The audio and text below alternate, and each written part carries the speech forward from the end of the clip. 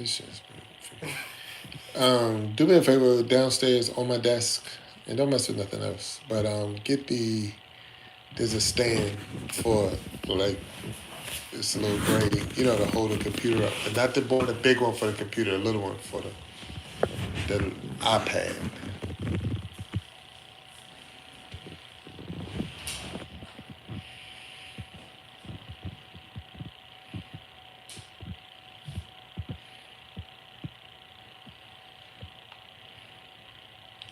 Yeah, I'm sitting here going live, sitting here trying to watch the fight. It's on Netflix. Tyson-Paul. They haven't fought yet. They haven't even got started yet, but they're coming shortly. And just want to. I know they got commentators for the fight, but I just want to commentate myself and see how this thing gonna pop off. I think I'm rooting for the old guy. I'm the old guy myself. That's what I'm rooting for. So, yeah, I'm going for the old guy. Because I'm an old guy. Old guy, I'm going for the old guy. You know what I mean. Thank you.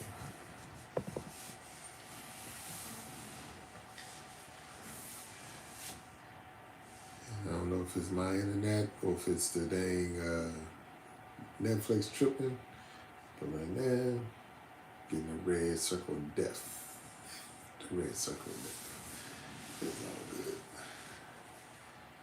It's all good.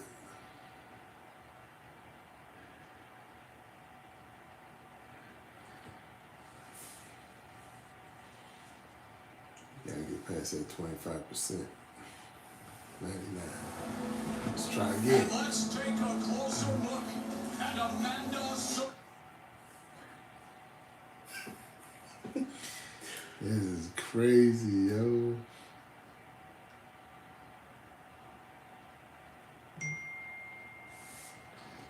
Crazy that my dang Netflix decided right now to start tripping.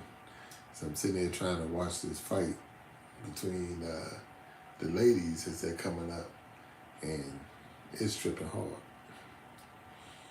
So I don't know if I'm gonna be able to watch it. I got the red circle of death, and it looked like it's stuck around 25%, 28%. But it's all good. I still think that I see somebody down there going Team Tyson. I think I'm going with the old guy. Tyson has proven himself, over and over and over again that he is one of the best, if not the best out there. But I tell you, this is gonna be exciting. Last time we seen the old guy get in there and do some things was when George Foreman did it. But a lot of people doubted him at that time too. But we're going to see. We're going to see. Well, maybe I'm not going to see because I'm getting a red circle of death on my dang TV right now. So, oh yeah, man. I see you got 308. All right, go ahead, West Coast Buckeyes with 300 and 800 set. Yeah, I should be on the lanes. Today was my night, but the fight was going on, so I'm like, I'm gonna have to take a chill on it. You can probably hear the fight in the background, so if that's what you're hearing sometimes, it's me watching this Tyson Netflix boxing special. So we'll chill and see how this thing gonna pop off. I'm still going with without a doubt, going with Tyson. I really don't like Paul, even though I don't know him. I don't like his brother from the WWE. So I'm definitely for sure going for Tyson, and hopefully he just, do it quick, get it over with. Well, not too quick because, we want to see a fight. But it didn't cost me nothing. So if it's over in one round, it doesn't matter other than my subscription to Netflix. So, it ain't cost me anything. But right now, they got the two ladies getting ready to fight, Serrano and what's the other name? I don't know what her name is right now. I'm sorry, but they're getting ready to step in the ring, and I know they're going for a belt. Look like the featherweight belt. I know this is a rematch for them, so hopefully it's a good fight. Hopefully it's a good rematch. Yeah, the other fights were pretty good. I mean, they've had some good good boxer. There's only 4 fights on the card if you don't have Netflix and you don't know, but there was only 4 fights on the card, and 2 of them were for belts. So they had to fight the 3-minute rounds. But I know that the Tyson-Paul fight is only going to be, I believe they said it was going to be 8 rounds in 8 2-minute rounds. So, only having to fight 2 minutes per round. Tyson's, because of the training he went through, he might not be winded, which is a good thing. And, but can he still take a punch at 58 years old? I know my body is jelly now. And there was a time it was strong and muscular, but right now it's jelly. So I don't know if I can take one at 58. I mean, I can't take Netflix keep going in circles on me right now. So, it's like pay your internet, because this is trippy. It's sad. But it's definitely going to be a good match once we get this circle out the way. And I don't know if it's because we're live that the circles are going, because we didn't have this problem prior to going live. Well, yeah, we did. So, but it's all good. I thank everybody that's tuning in right now as we get ready to watch these fights. But it's a good night for boxing. It's definitely a big step up for Netflix to go and do a live. I think this is their second live event. The first one was at Chris Rock show, which was earlier this year, and then all of a sudden they're doing a boxing match. And they're in Irving, Texas, so they're in the Dallas Cowboys or AT&T Stadium, home of the Dallas Cowboys. For any Cowboys fans out there, I feel for you, because I'm not a Cowboy fan, but at the same time, you gotta love them. They're the America's team, I guess. That's what they're still claiming. But you still gotta do what you gotta do.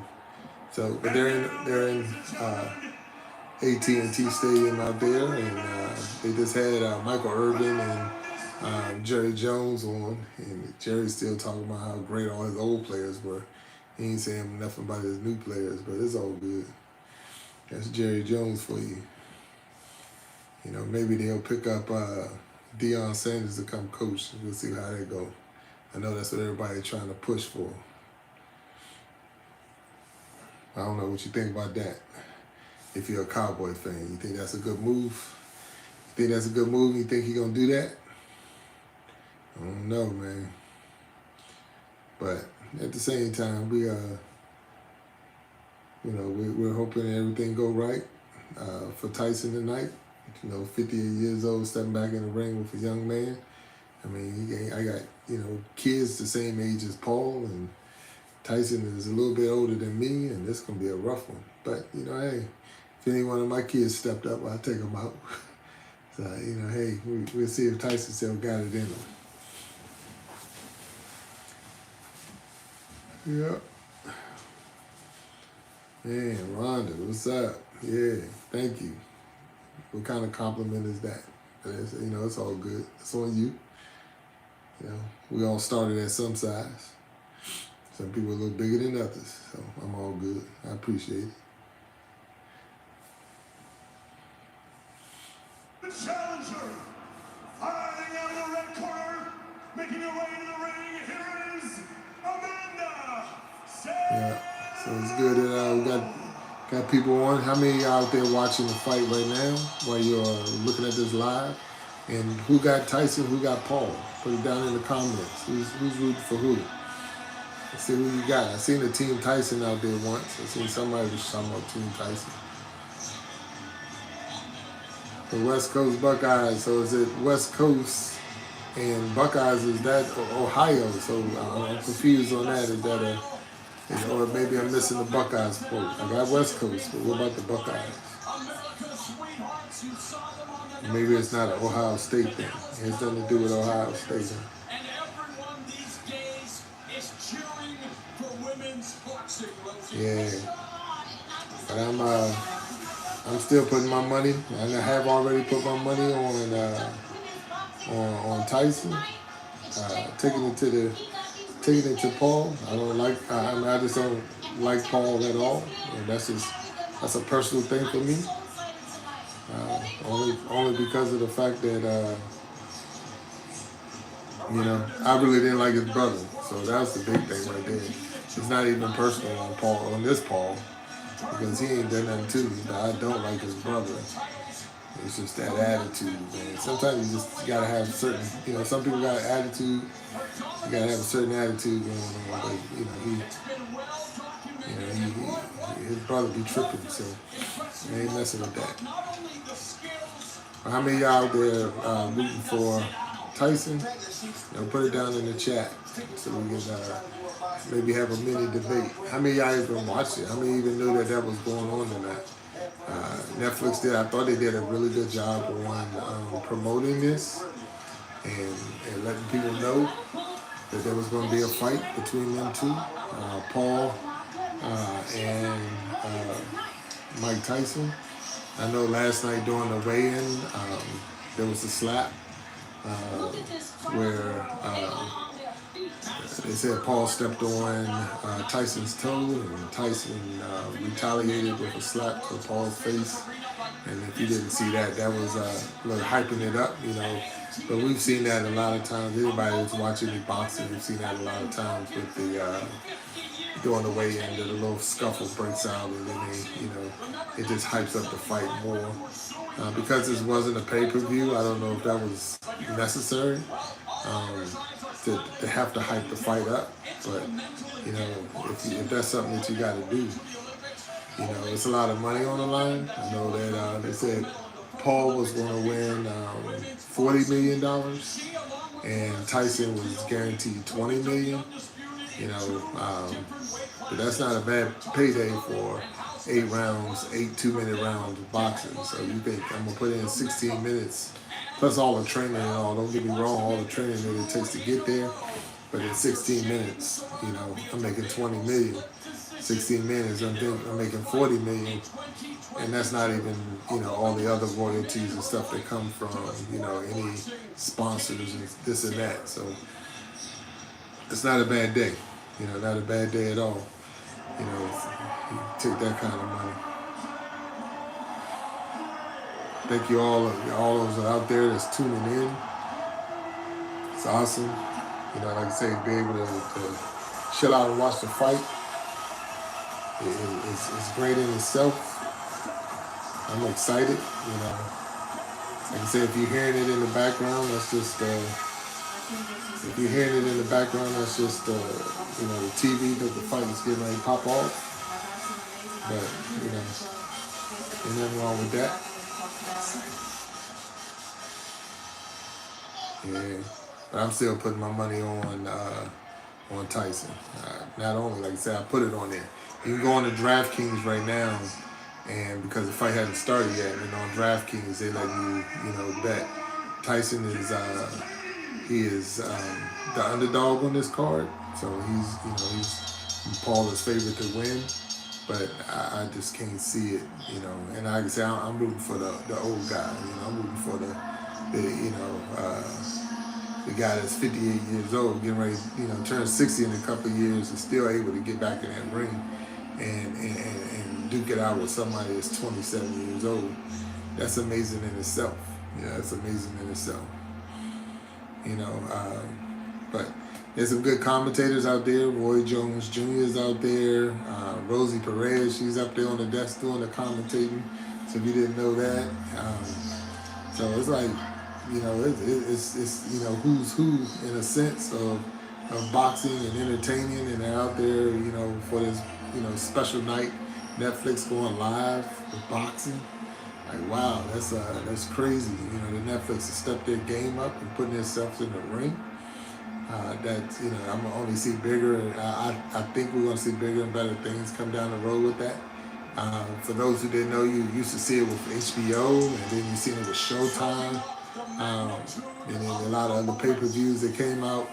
But now you're seeing that Netflix is putting themselves out there, so that's cool in itself. And if you already subscribed, if you're already a member of Netflix subscription and you got a Netflix subscription, it didn't cost you anything.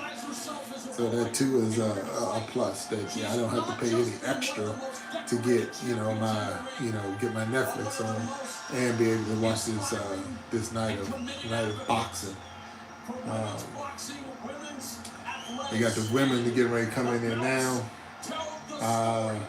It's a lot of belts that's on the line, so if you have a chance to see it, I know it's I think it's Serrano and Taylor, and it's what looked like one Katie Taylor, I think, and there's like 5 or 6 belts that she's already putting out there.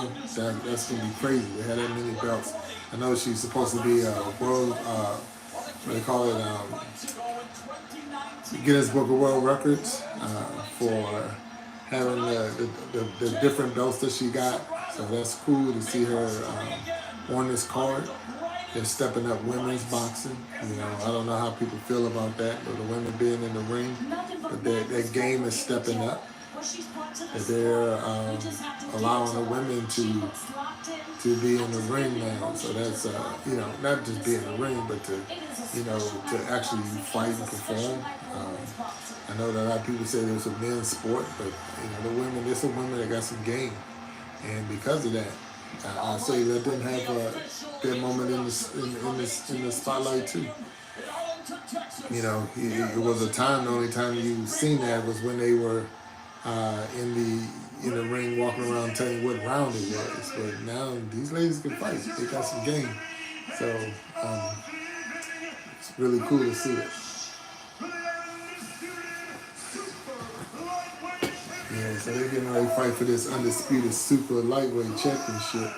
And this is the second fight. So I think it's Katie Taylor and Amanda Serrano.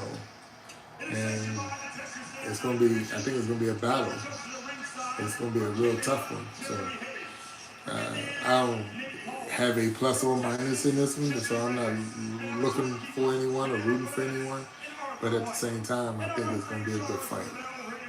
And again, it's free. All I had to do is pay my subscription. It wasn't like I had to pay any extra for this night.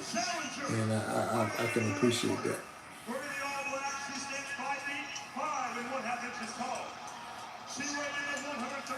So where we at as far as who's going to win this thing? Anybody picking Team Tyson? Anybody picking Team Paul? Anybody care? If people ain't watching, don't even know what's going on. And you just say, I'm here watching through you on what they call it on YouTube, because I think it was great to be able to have this type of platform and at the same time be able to watch the fight. I said I was going to wait until this fight to come up to try to go live, get it all pumped up, ready to go for when the next one come on. The fan, I think the stadium holds 80,000, and it's sold out. So they definitely packed the stands for this night. So it's gonna be a good one. I think it's gonna be a battle. I mean, it's only 8 rounds, but I think they're calling already or suggesting that it probably don't make it past the 5th round. And around the 5th round, that's when Tyson is going to lose.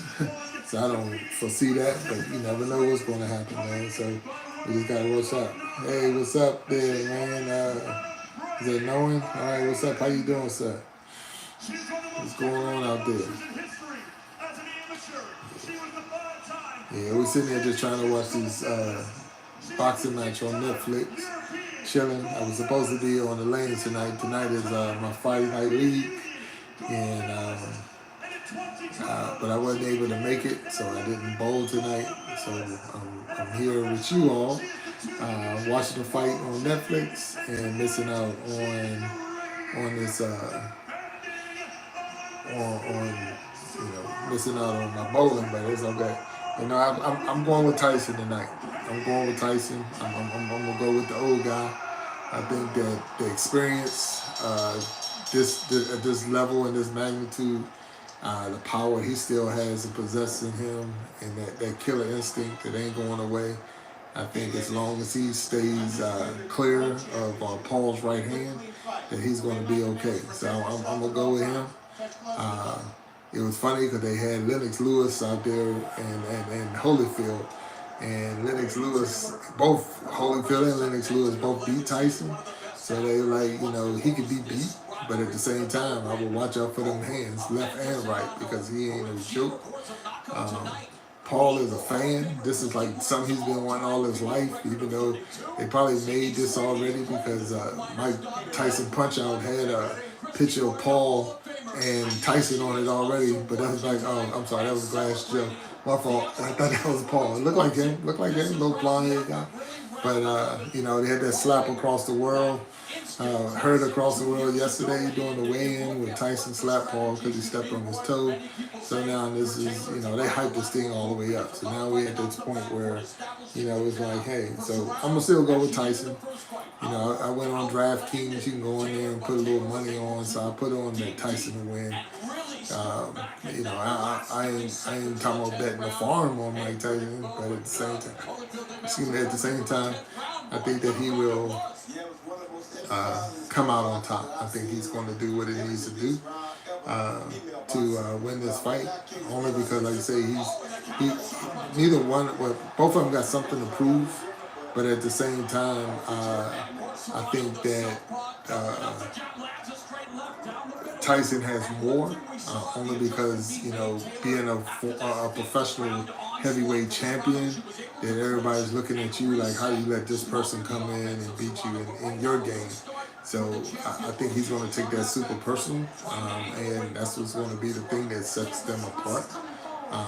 I think Holyfield said it best, that if Paul wants to win, he's going to need to get real close to Tyson and smother Tyson. Don't let him get those hands loose.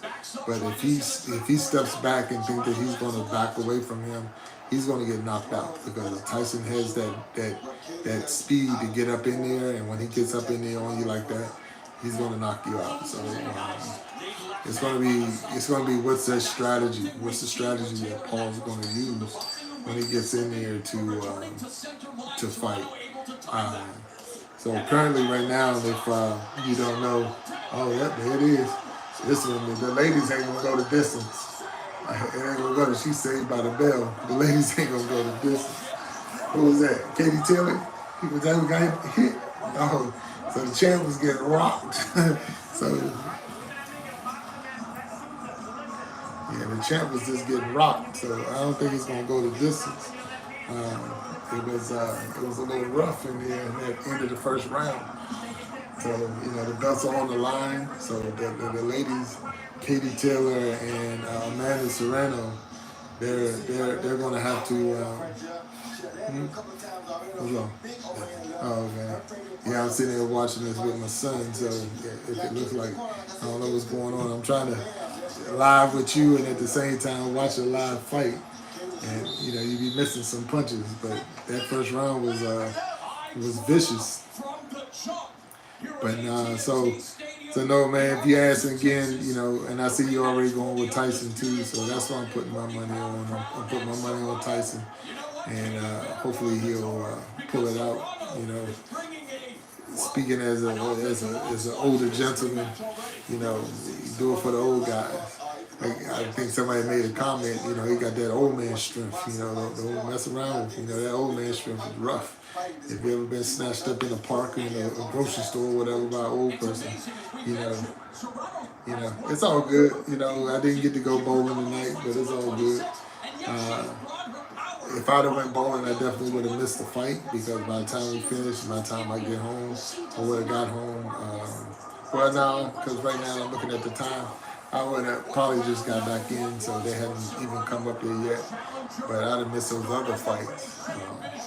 It's funny because where I live at, the closest bowling center to us is like an hour away.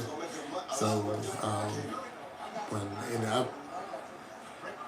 I bowled for years, and then I took 15 years off. So I took 15 years off of bowling. So this is my first year getting back into the game, and it's coming back. It's coming back slow but sure. But that 15 years off, and then it has been 16 years since I bowled in a night league. So Friday nights is when I bowl, and now it's like, okay, here we go, trying to get back into the swing of things of rolling at night and being in the league and bowling in tournaments and things like that. Now, like I said, I used to do it all the time, and I took 15 years, 16 years off. I'm rebuilding my arsenal, as far as my, equipment. And so all I use is Storm. So if you ever see any videos of me bowling or whatever, all my equipment is Storm. Um, I have my I am bowling shirts. You'll see me in my Storm shirts. If you can see it a little bit, but it's probably backwards or whatever. But yes, my Storm shirts, and those are the type of jerseys I use all the time. So, uh, but I'm getting better, starting to feel the game. All my kids, they're all bowlers as well. So some are better than others, and they're getting better as well. So about one of my things that I desire is that once they all get to that adult age, that they all will be able to, we can all bowl in a tournament together, or bowl in a league together. So that's one of the things I'm hoping, that they stay in the game, and we all, I know people talk stuff about like LeBron James and wanting to play with his son and get him on the court. But there's nothing really like that. If you have a kid that's able to perform, and y'all can perform together. And bowling is one of those sports that allow us to get out there together and to do it. I've played football at the highest level in college and things like that, but I would never been able to play with my sons in football and when I played baseball and other sports, I would never been able to do it with my kids, but bowling, we can all go out together and enjoy ourselves, and we're all competitive. So this is the first year that I've been beat by all of my kids. So I don't know if that's a good thing or a bad thing, because they're getting better. It's taking me a minute to get back up there, but they do know that I have a rule, and they all know I have that rule, that I'm not going to let them beat me. So when they do beat me, they know that they did it. It wasn't because I gave them a break. I don't believe in that participation trophy thing or none of that. So I'm gonna give you 100%. And when you beat me, okay, I'll shake the hand. I'll shake your hand and say thank you. But at the same time, I'm not gonna let you. I'm not gonna let you win. But no, you're right, man. Bowling is super fun. I'm loving it. I love being able to get out there and roll the ball, knock down the pins. Still having a little difficulty with tournaments. I'm having a hard time getting a mindset for the tournament. I think I put way too much pressure on myself, and instead of just going out there having fun and enjoying myself, I make it hard, and then I end up not doing well. So hopefully I'll get back into swings and things with that. You say, well, with your friends and you win all the time. Well, that's good. Well, yeah, I cannot say that. I don't win all the time, but I'll give you a good, like right now, my bowling average is 190. So I'll stay in my area. I think it was last week I rolled was like a 270 something or 269, I think it was, but it was, so it was a decent game. So I was able to get back up there. I have hit that 300 mark a couple of times. So it's, but I've never hit the 800. So I've been in the sevens. I've shot a 3, but I've never shot an 8. So if you got that under your belt, congratulations to any of y'all. But I'm good with my 190 average. I think that's not too bad. But at the same time, be tuned in, and I appreciate y'all for being here. But if you're here because of the fight, it's the next fight up right now. They got that Katie Taylor and Amanda Serrano, the women, and they're fighting, for the belts, and they're in the fourth round, uh, and it's pretty good. I mean, it's good that Netflix is having a special. Just having a special on Netflix. All you needed was the paid subscription, and you're able to watch this fight and then live. I mean, I think this is the second live event that Netflix has done. The first one was that Chris Rock special. If anybody saw that on Netflix, that was in Baltimore, Maryland, and now this one is in Arlington, Texas, where they're live again. So, they're stepping up their game, stepping up their programming, where they're now doing live events. And if anyone knows that live is a little bit tougher than being having it scripted and broke down, because you just don't know what's going to pop off.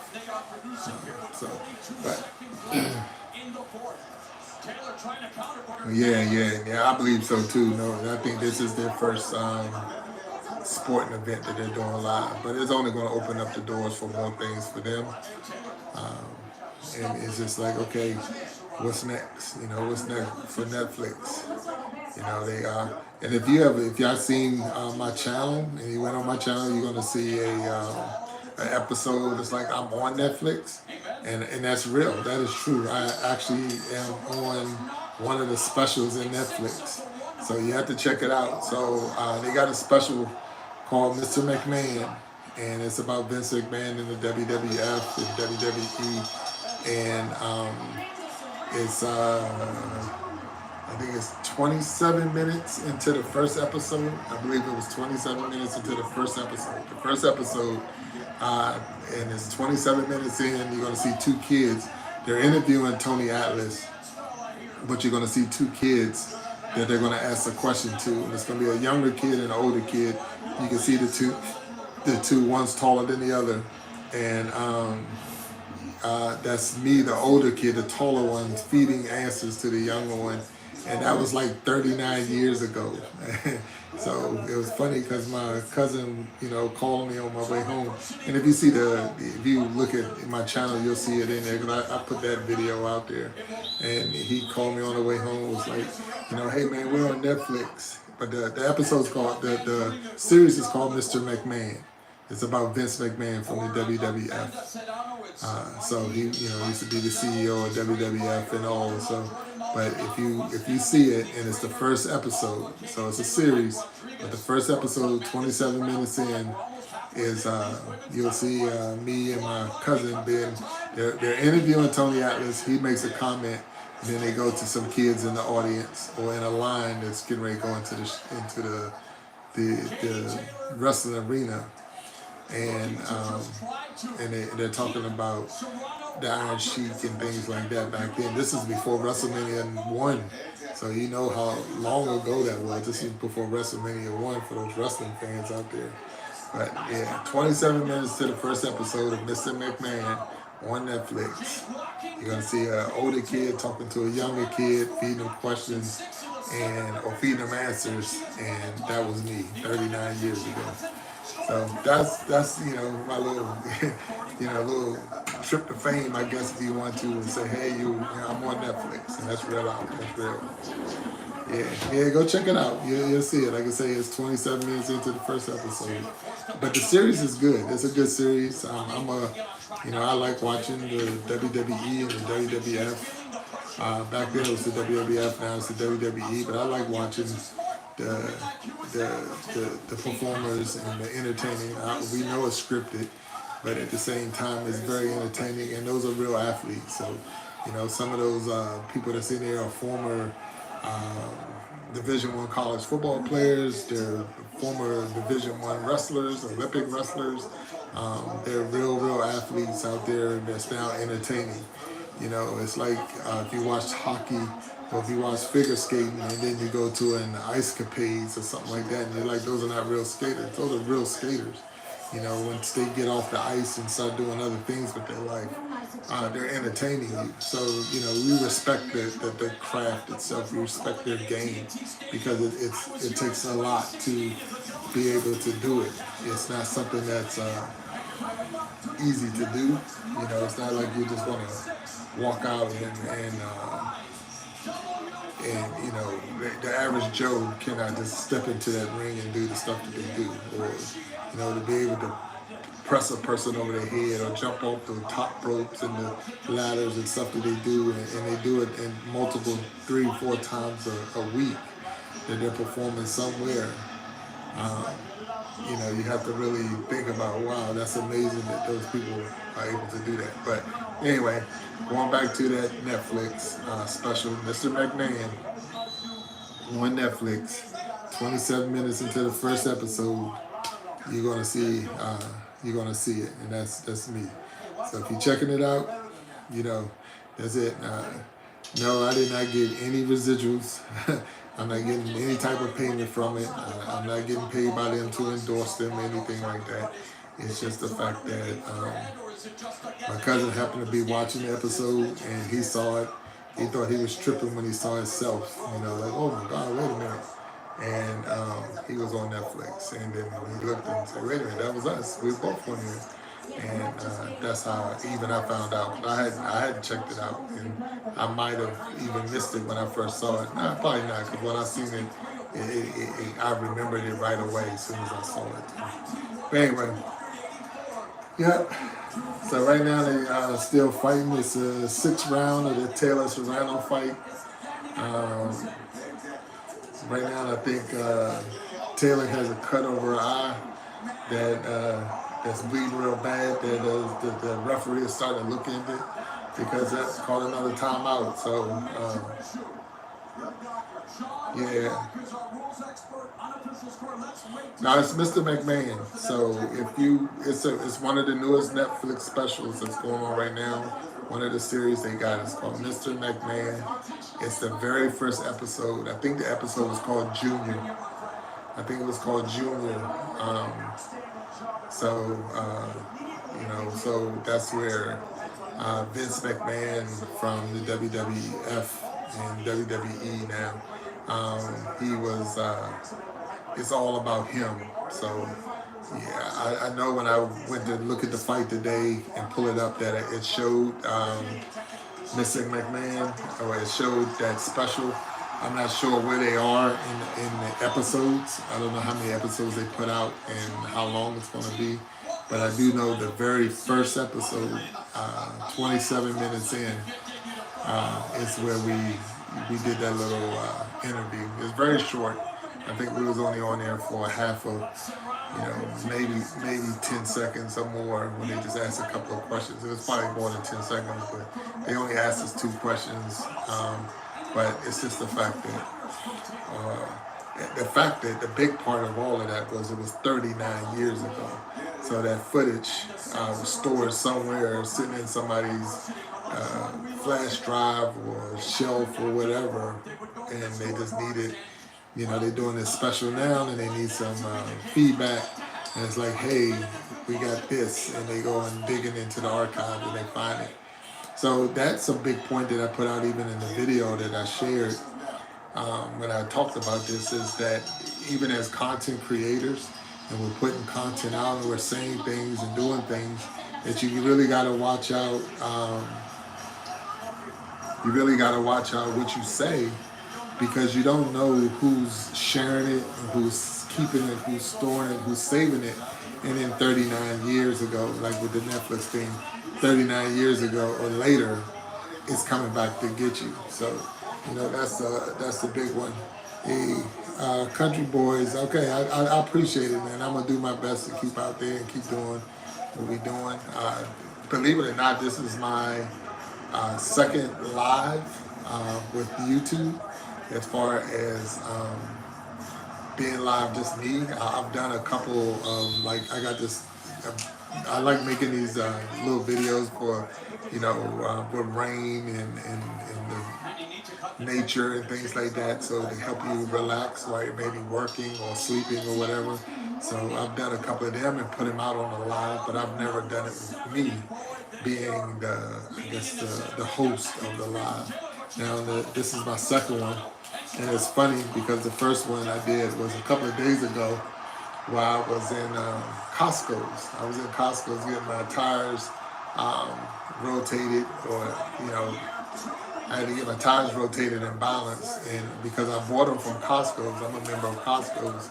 If you don't know, that's more like um, it's more like it's a membership, like almost like a Sam's Club from Walmart, but this is Costco's, and they have the same, you know, bulk this, bulk that. But anyway, I got my tires from them. Now the thing with Costco's and the tires, that if you buy your tires from them, they give you free rotation and balance for the life of the tire. So you just have to go up there I think it's every 5,000 miles, you get a free rotation and balance. So anyway, I'm up there, and while I'm walking around waiting for my tires to be done, because it normally takes them about an hour, I decided to go live. But then after the video was over and the live was over, my tires was done. Okay, so then I like, okay, I stopped the live. I stopped the live, and it was going to upload. So it said it was uploading into, I guess, my channel. And I thought something was wrong. I thought it was jammed. I didn't know it took a while for a live to now upload. And because I didn't know that, I'm thinking something wrong. So I just deleted it. I'm like, delete, like it's taking forever. But they had taken, it was 3 or 4 hours in, and it still was trying to upload. And I'm like, well, something must be wrong with it. I'm thinking it could be my phone, could be not the lack of internet because I was outside. But then to come to find out, it takes a while. So like, who knew?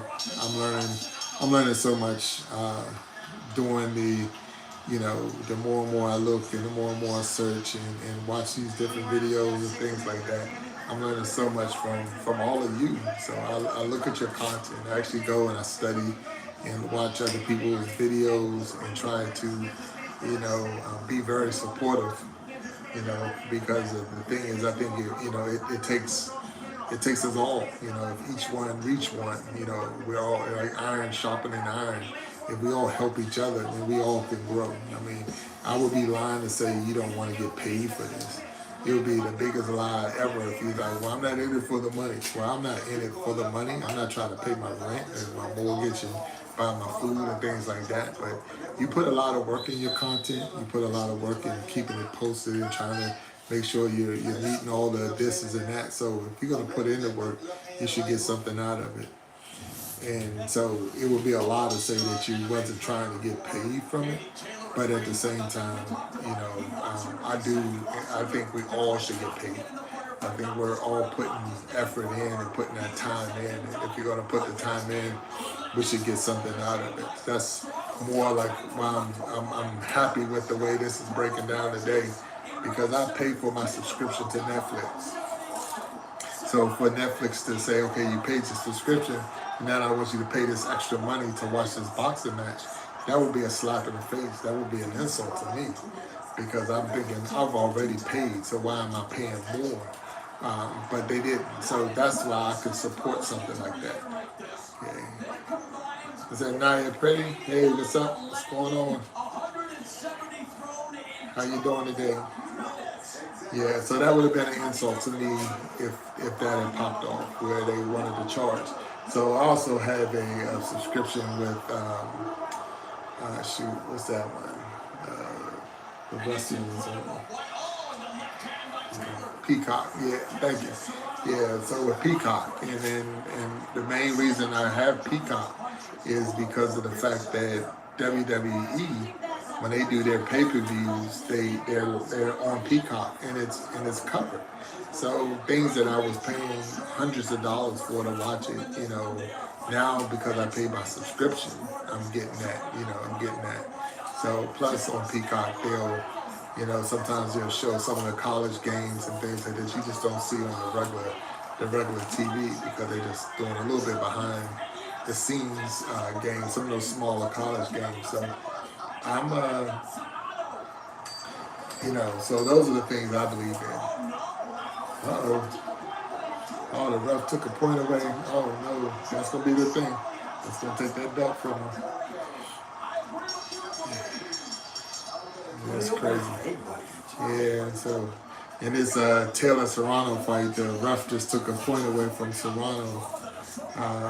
which, anybody know anything about boxing, when you're not the champion, and even though the champion is getting her tail whipped, I mean, she bleeding, she got a big cut over her eye that they're still packing, trying to get, and she's gonna need a lot of stitches in that thing once this is all said and done.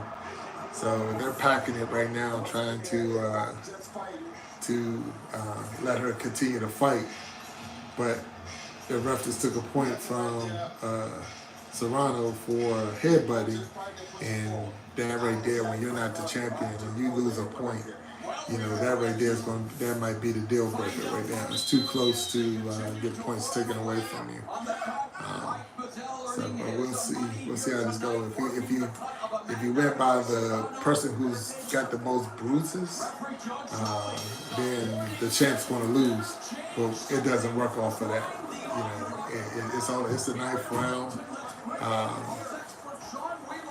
They've been battling since the beginning. First round, they've been battling. So this is going to be really good. But this is their second time fighting, and they fought like this the first time. So the fans in Irving, Texas, home of the Dallas Cowboys. Is it Irving? Arlington? Okay. Hey, I'm not a Cowboy fan, so if I said it wrong, I apologize to you. So they're in AT&T Stadium where the Cowboys play. I do know that. And they did have Michael Irvin and Jerry Jones on there talking earlier. But the fans that's in this fight now, and I think they said it was like 80,000, they're getting a treat. So all of these matches have been really good up to this point. I think that Netflix and DraftKings and all the other sponsors have done a real good job at promoting this night, and a lot of people tuning in so that they can see what's going on. But it's gonna be tight. I think this fight's gonna come down to the decision. I mean, it's the ninth round now. I think when they get to the decision, but that point is gonna be real huge. It's gonna be a huge point because it's gonna be that one thing that's might set them apart. So. Hey, TRB, what's going on? How you doing, my sister? For those who don't know, TRB out there, she's on. I see her out there. She has a wonderful channel out there. For those who don't know, definitely link into her channel. I'm going to check out everybody's channel that's in this live now, and I'm going to go back and support you. But she is definitely doing a lot of great works out there. And definitely got a lot of good advice. She is one of my mentors, so I have to give her shout out, give her flowers right now because of the fact that her spirit alone has definitely motivated me to keep going. So I definitely appreciate what she is doing, and I'm wishing her well. So if you don't know her and you're seeing her now, and I'm telling you to go check her page out, subscribe to her page. Check out those videos because she's giving a lot of good advice on how to, one, be humble in this game, and then get yourself on that list of that being monetized. Not just on, I know what I heard was not just on YouTube, but she's also striving to get there on TikTok as well. So if you're a TikTok person, check her out on both of them. So she's doing great work. So thank you. Tara B for even checking out the page today. I was just telling, this is my second time ever going live, especially on YouTube. And the first one, I'm not gonna say it was a failure, but I didn't save it because of the fact that I didn't know it took a while for it to upload, so I just deleted it. But it's all good. But we was here for the fight, just trying to see this Tyson-Paul fight tonight, and right now it's the Taylor Serrano fight. The ladies fighting for the belt. Because my Netflix was tripping earlier, I don't even know if I'm on time because Netflix is doing me hitting that red circle of death, so I don't even know this fight could be over and I wouldn't even know it because I'm afraid to touch the remote because it was shutting down on me. So I'm like, is it my internet or is it Netflix? I don't know, but it's all good. It's all good. But we're having a good time. Sean, how you doing out there? We're just sitting here chilling. It's almost like fight night on YouTube. It's like you were sitting in my living room. I'm just going play by play and blow by blow with the ladies right now, Taylor and Serrano, because they're both fighting for the belts. Um, and it's been a 10-round battle. These ladies have really put on a great show. It's a lot of cuts and things going on, but they put on a show. But I am so excited to see all y'all out there. Um, so Lashana's Success, she's out there and she's live as well, which is really cool. So I'm just super psyched. So again, if you're on here and she's going live herself, you can go ahead and check her out because she has a really good channel as well. So I mean, we're all about helping each other. All about helping each other. I think that together we're definitely strong, and we can both be. Like I say, if I can assist in any kind of way, let me know. I'm definitely here to support your channels, and whenever I can, do what I can to help you. I'm one of those old heads. I've been around a long time. I've done a lot of things in my life. So a lot of what my niche is, and the content I put out is a lot of history, more of history of me, things that I've done, experiences and stuff. And I'm more focused on those who are, I would say in that 30s, like 20 years ago, that 30 to 33, 30 to 35, because that's when I found myself at that hump. And I felt that if I had made different decisions at that point in that time in my life, it would have been a lot better for me now. I have a good life. I'm not complaining about what I have. I praise God for everything that I have in my life. It's just the fact that it's those things. So that spot right there was where, and the big thing is I have my older kids. My older sons are right there at that time. This is where they're right there at that 30, at 29, 28, that frame that I'm trying to, put out even in video that, hey, look at this and look at what I've done and with things and don't go in that direction or go in that direction. Some of that wisdom that was, that I went through, I want to share with them so that they too either can learn from what I went through and been through, or at the same time they can learn from my mistakes and maybe not make those same mistakes. So that's the direction I'm going. That's the thing, I try to put out the videos, the content that I use. But it's been fun. It really has. I think I've had this channel, like if you look at the history of it, I had this channel for, I don't even know, I think it was like 2018 or something like that. But I had no subscribers. It was just a channel. I was watching videos and stuff like that. So it wasn't like I was out promoting anything. And I had like five or six videos that was on the channel, and really didn't have any subscribers or whatever. The videos had probably very limited views. I was using it more as a place to store videos so I can show like where the job that I had and the job that I work at, or where I work, and I could pull it off so we could see it. Make the video and you can pull it off and watch it on at work. So I did, but then when I decided to get back on, I took all of those videos off and I deleted them off because I don't need them anymore.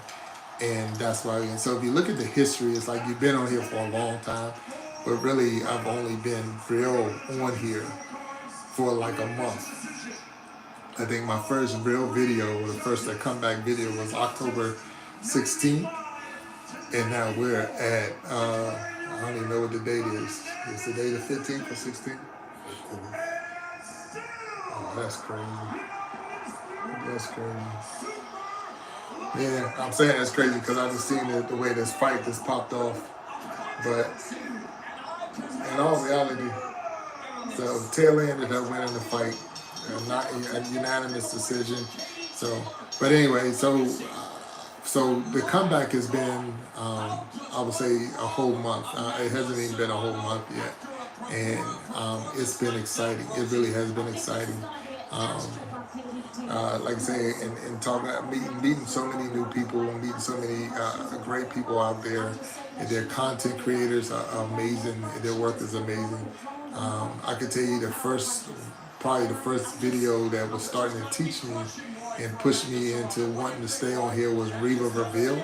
So if you haven't checked her out, she's a really strong content creator and motivator, and I know that now she's doing a lot more teaching and hosting classes and all to help people go. But then it was Tierra B. She's where I heard it. She came out of that grouping of Reva Reveal, and that right there is where it's like, oh, okay, wow, okay. So those were those two that was like, okay. And then, it was a whole lot of other ones that came on. So then Nemo 504, I think he definitely has been a motivator and definitely that push to go live and things like that. So there's so many out there, and it's like, wow, you have to respect the game, respect the channel, respect the work. The work is real. I mean, it is real, and you're right.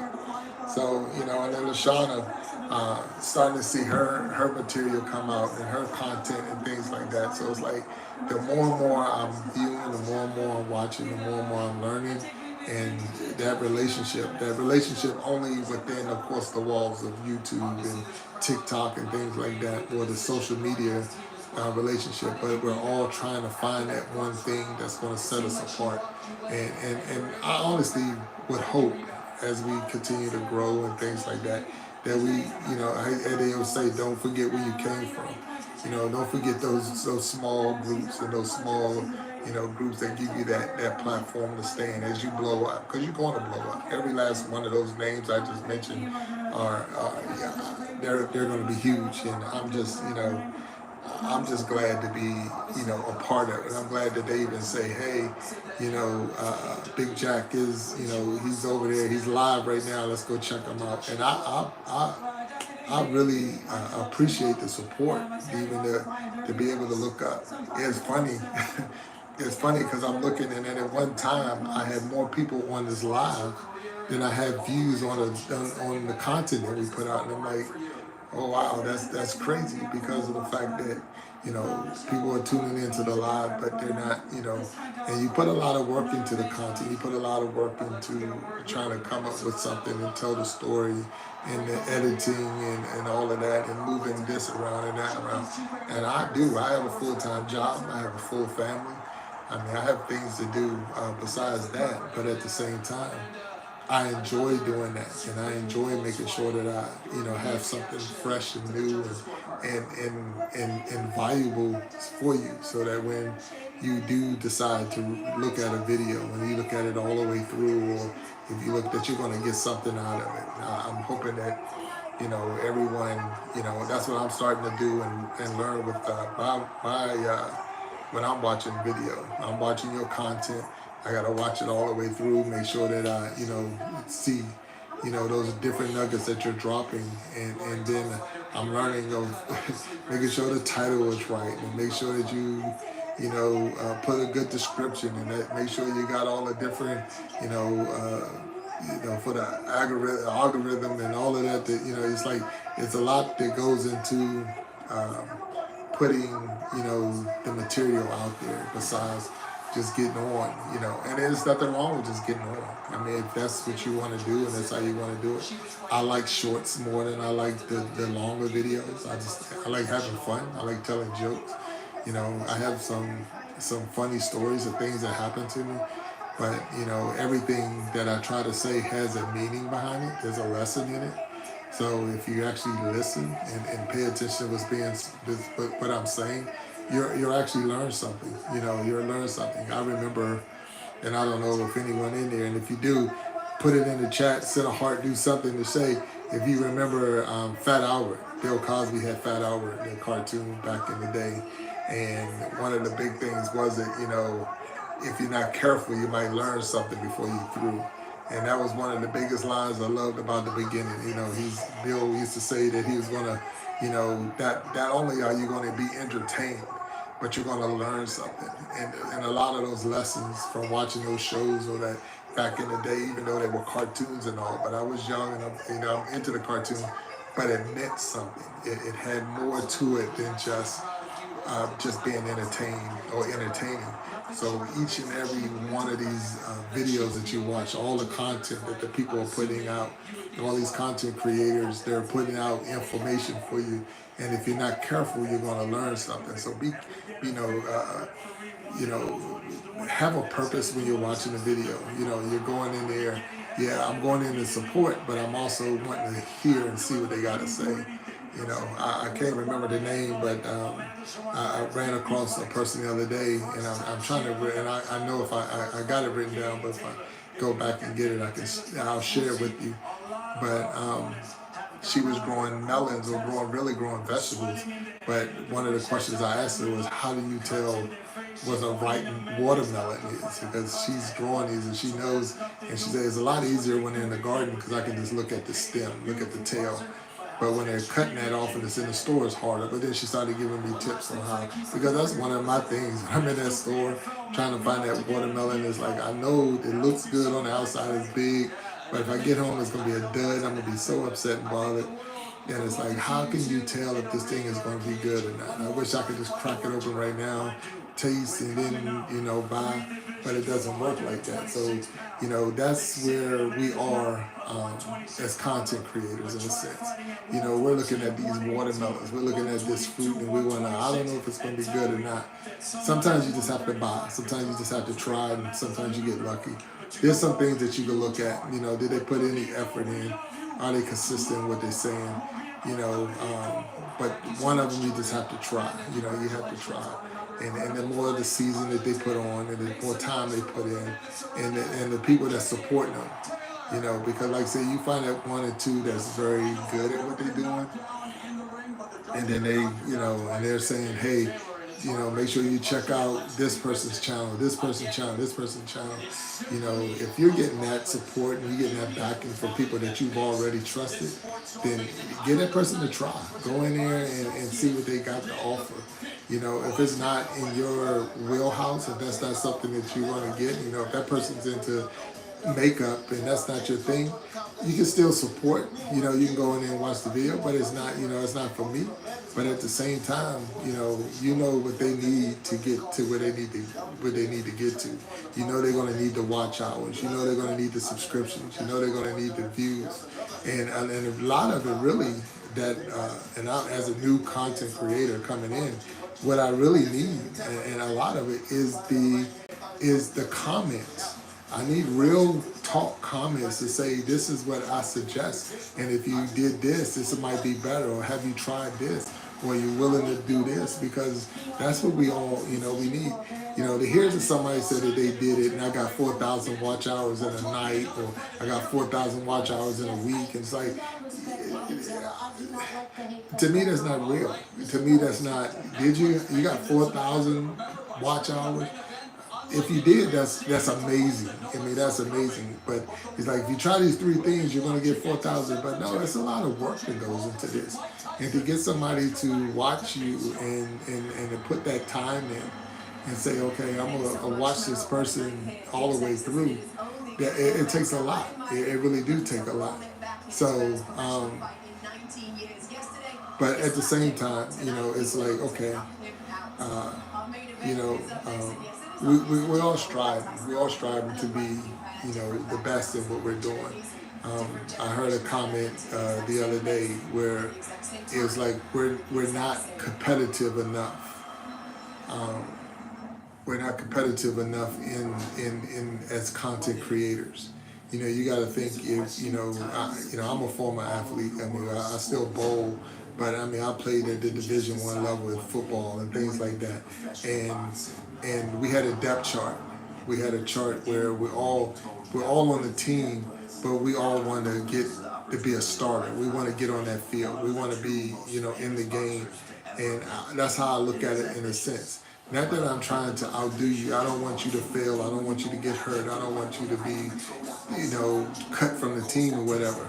But I want to play. I want to get in that spotlight. So if I want to get in the spotlight, I'm gonna work out hard. I'm gonna do my best. I'm gonna keep pushing. I'm gonna keep pushing.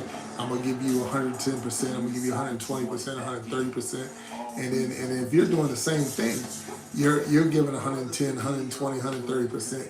We're only going to be better. We're going to be better as a team, as a whole group. Like, so you can imagine the community. Because I know for sure that TRB is building a community. I know Reveal is building a community. That Nemo is building a community. So those communities, if everybody went in there with that same attitude to be the best, the best, the best, can you imagine what that community is going to be like? And then that community is only going to grow, and it is going to overflow to other people. That the borders of the communities are not going to be big enough for that community. It's going to have to come over the walls and overflow, and it's going to spread to other people. And before you know it, that community is not just a community. Now it's a town, and then it's not just a town. It's a county. It's not just a county. It's going to be a state. Can you imagine how big that thing is going to grow? And it's all because everyone's trying to be the best. Everybody's trying to be the best that they can be, and they're going to give their best. And then that support alone, because the all out goal sometimes is just to, we're all going to win. We're all going to be successful in this thing. I want to be successful in this thing. I want your videos to mean something. That someone's going to take something from this and go off and say, hey, guess what? My life is much better because I listened to this. Or have you listened to this person? He's putting out some real talk about some real world situations that's going to help me, get out of this situation that I'm in. None of us are perfect. I can 100% tell you I've had a lot of downs, but my ups are way more than my downs. And one thing that I will say 1,000 times, to get to the next mountaintop, you're going to have to go through a valley. So you don't go from mountaintop to mountaintop. You go through a mountain, then you go down in the valley, and then you come back out. So to get to the next mountaintop, you got to go through the valley. So just knowing that eventually you're going to go through a valley, you just be prepared. You don't stay in the valley, but just know that you might go through a valley. So you just get prepared for it, that there's going to be some ups and some downs. So when you're, sitting at the top of the mountain and you got, hundreds of thousands of subscribers and all the watch hours you need, and you're getting the checks in on a monthly basis, just get ready for the valley, because that's only going to get you ready to go to the next level, because there's a level higher than that and then a level higher than that. So just get yourself ready. I know we came on here for this fight. I think Paul and Tyson is up next. I think that's the most said entertainer said the whole time he's been on the show. He got him up on here. I don't even know what he's wearing today, but he's said the entertainer. But every time they had something for him to say, he's just like, yep, you got it. That was great. But this is he actually talking this time. I guess the fight's getting ready to come up. It's been some really good fights. It was 3 fights on the card besides the Tyson and Paul fight. And so they were all good. So that was the whole purpose for saying. We're trying to do the live today. We're here. We were going to do live before this fight came on, and now this fight's getting ready to happen. I'm excited for Tyson. If anybody want to know who I'm putting my money on, I was putting my money on Tyson today, only because of the fact that one is 58 years old. 58 years old, able to even get back in that ring is amazing in itself. I mean, a lot of people thought it was a joke, and a lot of people was talking about this. You've been seeing that YouTube posts and Facebook posts, TikTok posts, and all kinds of other posts about, it was a fraud, it was fake, it was this, it was that, the man's in a wheelchair. But it's like, nah, he's real. And then last night, during the weigh-in, they had the slap that was heard across the world, where Paul stepped on Tyson's toe by mistake, and Tyson retaliated by slapping him in the face. So, it reminded me some of that Chris Rock Will Smith thing. So I'm like, okay, here we go. You're on Netflix. Chris Rock had already did his Netflix special when he talked about that slap, and then here we go with another slap. So, but Paul shook it off, but he took it personal because in his interview he was like, he's gonna really tighten Tyson up because of that slap. Because now it's real, even though we were friends, we ain't friends when we step in that ring. So I think we got everything that we need to have a good fight. They're in AT&T Stadium, so that's out there where the Dallas Cowboys play. They had the Dallas Cowboy cheerleaders come out today. They kicked the show off. Did their little dance out there looking like the Rockettes. I said, I remember I'm talking to one of my youngest son, and he was like, nobody wants to see those cheerleaders. And I'm like, there was the second most famous dance groups out there as far as the ladies, because the Rockettes, and then it was the Dallas Cowgirls. So you got the Dallas Cowgirls, the Rockettes, and the Dallas Cowgirls. So matter of fact, the Dallas Cowgirls did the Rockettes, that the high kick. That's how they ended their show today. So it has to be tribute to the Rockettes on that one. But anyway, so it's hype. There's 80,000 people sitting in the stands to watch this 58-year-old man go out there and fight this 27-year-old kid. And the payday is crazy because Paul is guaranteed $40 million for this fight, and Tyson is guaranteed $20 million for the fight. So, here we are scratching and scraping, trying to get some monetary from YouTube, and they're making $60 million in between two people for 16 minutes of fighting. I can put out a 16-minute video and I won't make 16 cents, but these guys getting ready to make $60 million. So I'm not hating on them. It's just it's just funny how it all works. They're interviewing Shaquille O'Neal at this time. Oh, and Gronk, and they got Gronk out there. So you're in Texas and Dallas Cowboy Stadium. You're going to see all kinds of celebrities out there. Anybody and everybody is out there in their stands. It's fight night. Normally it's in Vegas, but this time they're going to be they're in Texas. So good for Texas, good for the Cowboy Stadium. I am not a Cowboy fan, and if you are, I'm not trying to be offend you in any kind of way, but that's probably the most wins between these boxers. That's the most wins they've seen in that stadium this year, because the Cowboys are really bumming it. So right now there's 2 wins in a draw, and somebody's going to win this last fight maybe. And I think the Cowboys are having a rough season, but they'll pull themselves out. They're still labeled as America's team. And they still get their fan base. But at the same time, their fight is getting ready to come up. I'm excited.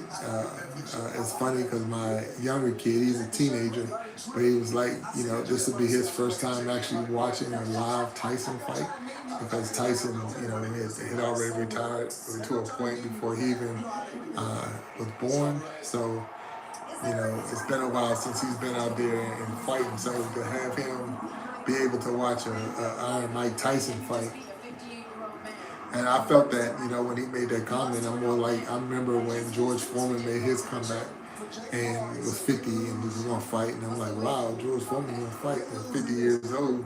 But that was really my first time knowing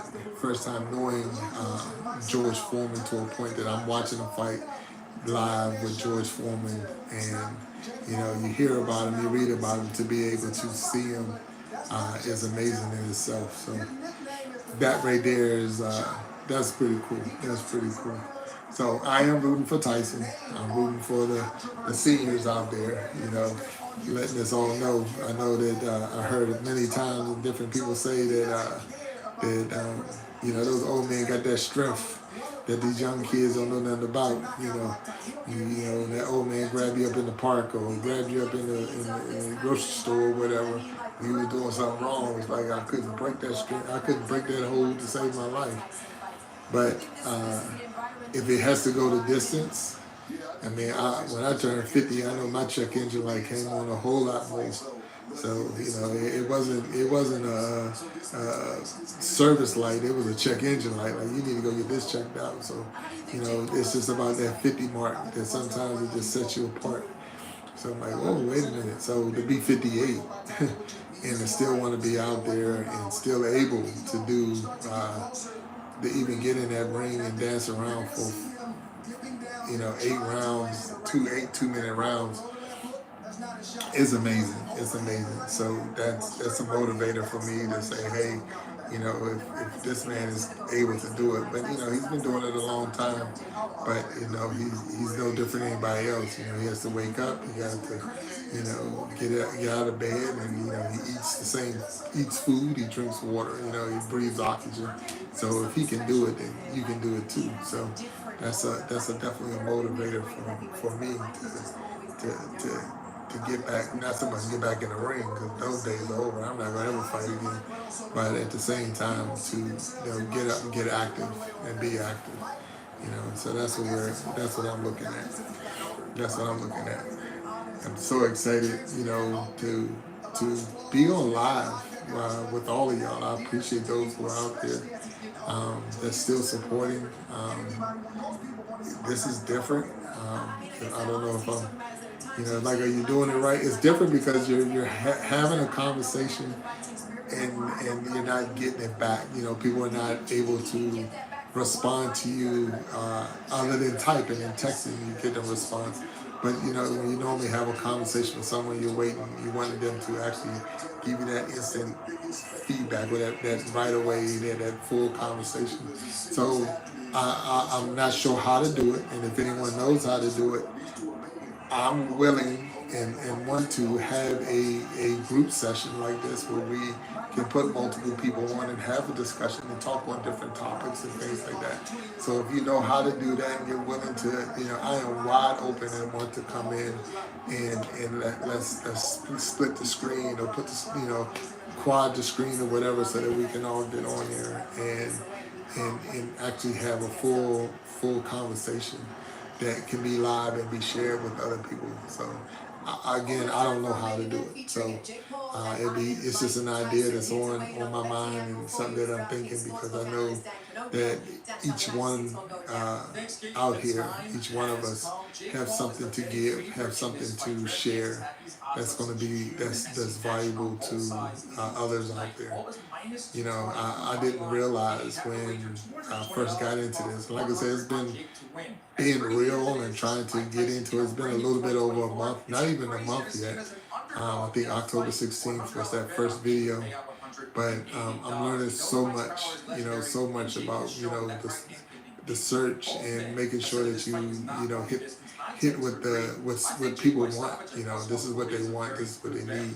I've been playing around with doing relaxation videos, like the rain and the thunderstorms and all, so that because some people like to go to sleep to that. So I've made 2 of them right now. So I got one that's 30 minutes long, and I got one that's an hour long, and those are things I've been creating, just trying to put that in my playlist, so that maybe people that's looking for that, because I know I do it with my Amazon devices, and I'm like, hey, play thunderstorm or whatever, so I can go to sleep. I like smooth jazz. So I like, play smooth jazz, and it'll play smooth jazz for, 30 minutes to an hour, and I can go to sleep to it. So that's something that I use myself. So I'm like, hey, if I'm doing that, then there's somebody else looking for that. And even though you could do it with the Amazon device, it's just the fact that, it was cool to just put the videos together. So one is already on my channel, so if you want to go out there and you see that one, that's an hour-long one with just rain, but then I did one today, and it has a little thunder, thunder and lightning in it, and of course the rain, thunder and lightning, and then I did another one with just the clouds, the clouds, and I got some soft music going in the background, and the clouds just moving, and I was able to do that on my deck. So I was on my back deck, and I'm just looking up in the beyond the trees, and I'm seeing the clouds just being moved by the wind, and I captured that on video through my phone, and then I transformed it into, I want to say it's an hour long with just loop of that scene, but it was so relaxing to be out there, and I mean, really, it was so relaxing to be out there on the deck and to see those clouds just the trees just blowing with the wind and the birds singing. And I'm like, you know, this is something that I would like to share. So that's a little different. And then I had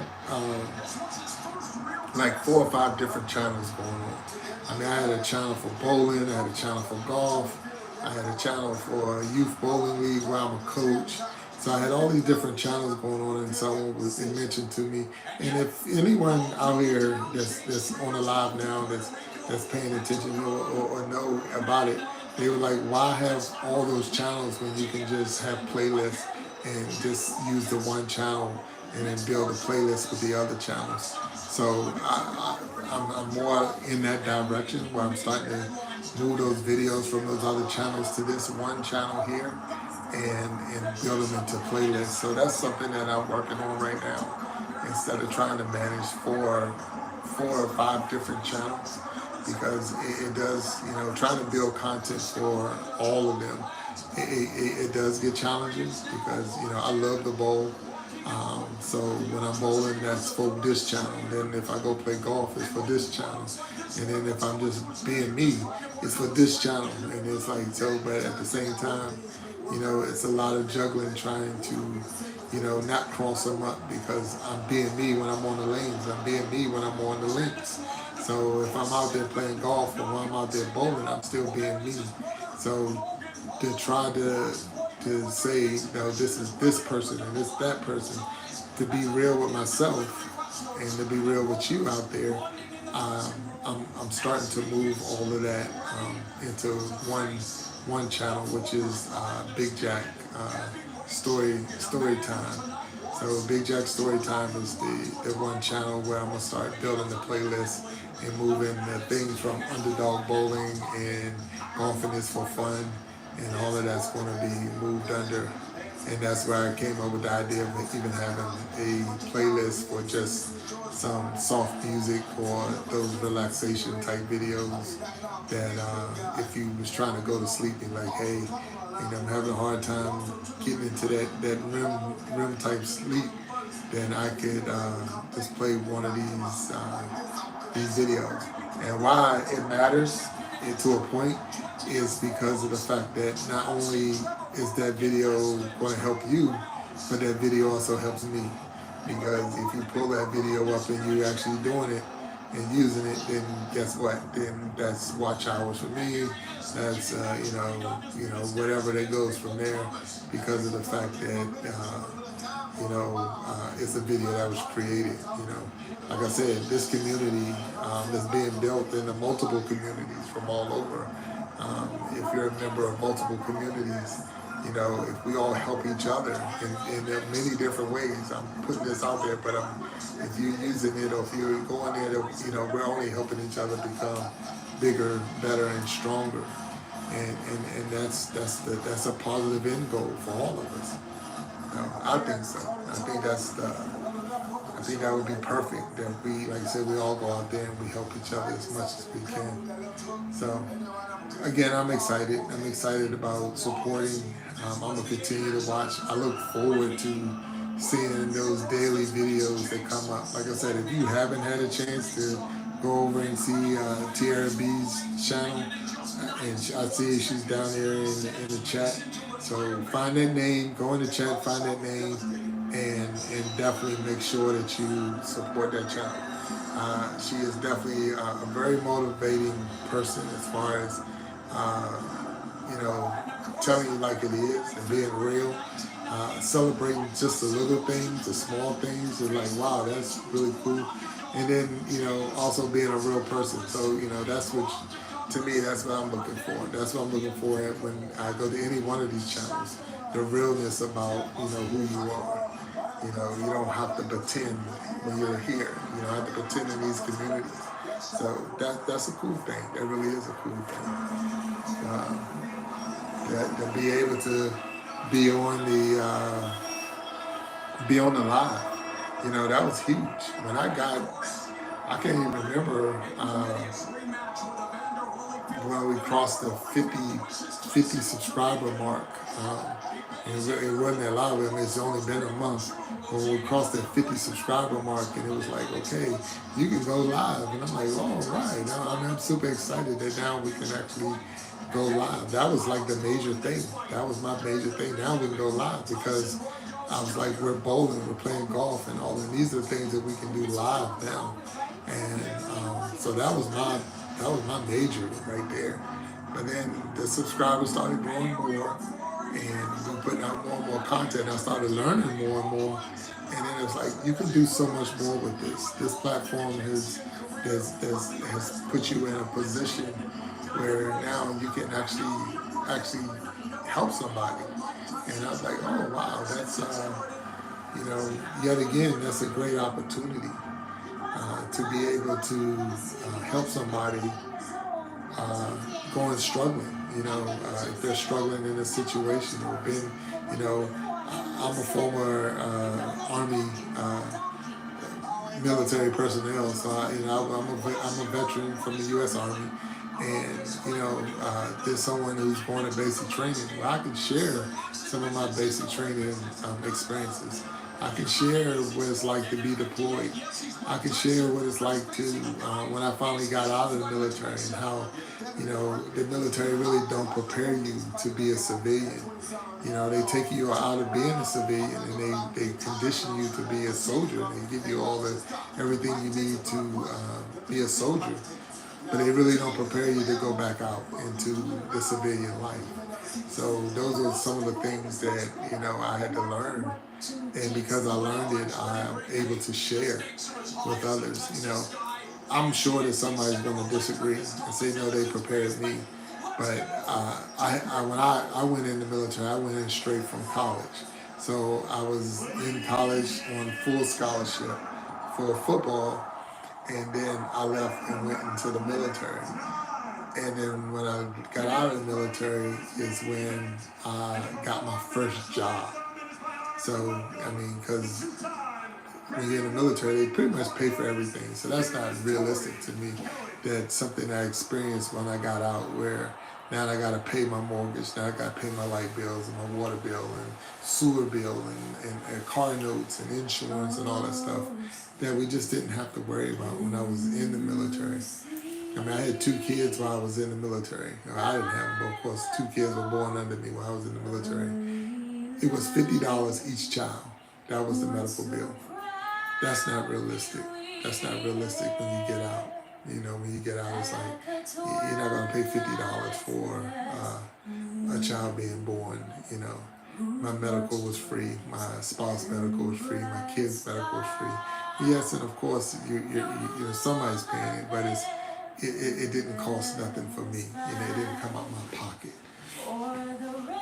So that was the big difference. So if you're hearing that in the background, there's now singing the national anthem for this Tyson-Paul fight.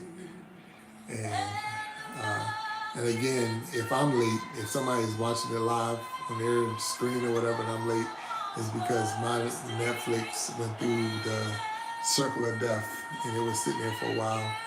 And when it finally came back on, I didn't want to mess with it. So if I'm behind on the time, I'm just behind on the time. I'm trying to keep you up to date if you don't know. So, but if you are watching it live and you're seeing it, like they've been saying it, the fight's over, please don't share that because I don't know. But at the same time, we're watching it. Well, we think we're watching live. It still says live up in the corner, but you know how that works. It's a delay regardless of if it's circle of death comes, it's still going to be a delay. But we're having a good time. We're it's a late hour. I probably could have went bowling and still got home in time to watch this fight. But see, I'm one of them old heads. I remember Tyson in my younger days, and if you decided to get up and use the bathroom, get up and get a drink of water, get up and get some chips, when you came back, that fight was over. So if you know anything about a Tyson fight, you don't want to walk away because you just don't know how long they're going to last. He has been known to put people away real early. So because of that, I'm like, okay, I'm gonna be right here, sitting right here, waiting for whenever this thing pop off. You know, whatever come out. I'm more excited for him to be able to come back at 58 years old. You know, they got the original Karate Kid people out there. You know, that's crazy. Daniel San, he's out there. So there's so many people, you know, out there watching this fight. But it's a Mike Tyson fight. You know, people might say Paul who? Because, I mean, which Paul is it? Jake Paul? So Jake Paul, you know, what's his brother's name? Logan Paul, yeah. So Jake Paul and Logan Paul. Super rich people doing all kinds of stuff. I know they're all over social media. You know, I know they got all the different channels. They got millions and millions of followers. They're probably making bank right now because of this fight and this, because of the people watching and this and that. But I didn't even know who he was, Jake Paul, until this fight. I knew Logan Paul because of WWE, but I didn't know who Jake Paul was. I didn't know I wasn't following him, would not have followed him. But not only did I watch Mike Tyson fight, I played Mike Tyson Punch Out, and we, you know, so boy, I'm playing your video game. You know, you're that special that you got, you know, video games. I remember watching Mike Tyson in movies. What was it? Do the Right Thing, and seeing Mike Tyson back then, and then watching Mike Tyson in Ip Man and things like that when he was fighting in Ip Man. You know, so you know, I mean, Tyson has been the joke of many comedians, but at the same time, he's been the threat of anyone who got in that ring. You know, so and he's humble when he wants to be, but at the same time, you know, he can be that person that you knew you're not going to step up to him and get away with it. So you got to respect him. You got to respect his passion, respect his abilities, and respect what he has done.